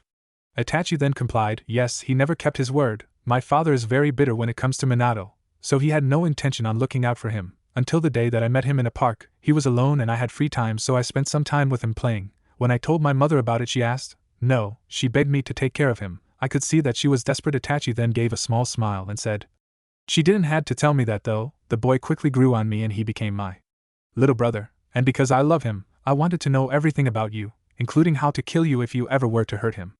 Itachi finished with a voice that said that he would do anything to protect the boy. Feeling impressed by the teenager's resolve and love towards its container, Drake replied, I'm impressed, boy, your resolve is quite admirable. The Dragon Emperor took a deep breath and added, now, I believe that due to your words, you are about to do something large. Maybe you are the reason there's a heavy feeling around the village. Looking down at the floor, Itachi sighed and responded, yes, my clan is staging a coup to take over and both Naruto and Sasuke are to be used in it, especially Naruto since he's a Jinchuriki, so I will put a stop to it. I will not let anyone harm my brothers, not even my own clan. The dragon took some seconds to look into Itachi's eyes to see the meaning of his words, and after some time, it said, I understand your words, boy. I believe you want this to be kept between us. Getting an affirmative nod from the Uchiha, it continued, very well, because your sacrifice is noble and you are indeed a person worthy of my respect, I will keep this between us. After a bow and thanks from Itachi, Drake asked, now, is that what you wish to speak with me? No, Lord Drake. Getting on his knees, he bowed to the beast and said, I came here to request 2 things of you. Seeing that the dragon thought over his words for some seconds, he got a nod to proceed and added, since I won't be able to be around Naruto for a while, perhaps never again if he ends up hating me, I won't be able to look out for him, so I wanted to know what your plans are for him? Very well, however, this stays between us, boy. Naruto will know in a few more years when he is ready, understood? Getting a nod in response, the Red Dragon Emperor told its plans for Naruto to Itachi. At the end of the explanation, Itachi was dumbfounded beyond belief. Never in his life was he expecting this. It took some good 15 minutes for Itachi to recover from the shock. Stammering, he said, is he really his transmigrant? Seeing the dragon nodding in affirmative, he continued, and the other thing is why all the girls around. Getting another nod in response, he took a deep breath while thinking, wow, Naruto, you do have a knack for extraordinary things. He then said, thank you for telling me this. I do feel proud and at ease of his future. Now, for the last thing, I wanted to ask you to please watch over him. The dream he has now adopted, it's a hard one, and along the way there is more darkness than light. All I ask is to please guide him and help him. He will need people that cares for him. He holds great power, and I have no doubt that he could either become the greatest beacon of hope this world has ever seen or the one that will bring our annihilation. Getting up from the sand, the dragon adjusted itself so that he could be face to face with Itachi, and surprising the Uchiha, the god bowed and said, you are a worthy man, Itachi. I will grant you your request. I will watch over him and guide him through whatever path he chooses. Itachi bowed gratefully to the god and said his thanks. He felt another pull, and when he opened his eyes again, he was in his body looking at the still sleepy blonde. Caressing his forehead, he whispered, farewell, little brother. He then walked to the kitchen and left a small note on the table before heading out from the boy's apartment, taking a deep breath as he looked at the stars and made his way towards the Uchiha compound. However, Itachi did not count it with Naruto's loose bladder and that he usually wakes up in the middle of the night to take a piss. It has only been a few minutes since Itachi left, and Naruto woke up, drowsily heading to the bathroom, and after taking a piss, he felt his stomach grumble a bit. Yawn, maybe a quick snack, he mumbled as he walked to his kitchen and turned on the lights and grabbed a grain bar while he sat on a chair and ate it peacefully. After finishing it, he realized that there was a note on his table. What? That wasn't here before I went to sleep, he mumbled to himself before taking the note and read it. Dear little brother, I'm sorry for all the pain that I have caused you. I'm sorry for having to leave you and for what I did. Know that what I did had a purpose. You might never understand it, you might never forgive me, but whatever you do, whatever path you choose, I will always be proud of you. Wada! Naruto said, confused after seeing this note that was clearly from Itachi. First Miko and then this. He started to crack his brain trying to find out what the hell was going on. Whatever you did. Maybe I was supposed to find this in the morning, but that means that shit.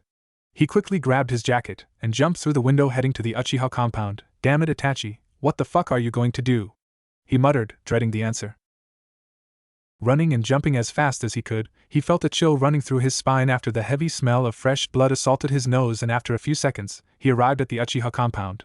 No, he whispered while looking at the gruesome sight of massacred people all around the compound. No. Getting out of his frozen state, he suddenly remembered his crush, Miko. He ran towards the larger house of the compound and walked into it, and once inside, he frantically began to search for her scent. He found it after a few seconds, and after following it, it led him towards a door that he immediately opened and was horrified by the scene he was witnessing.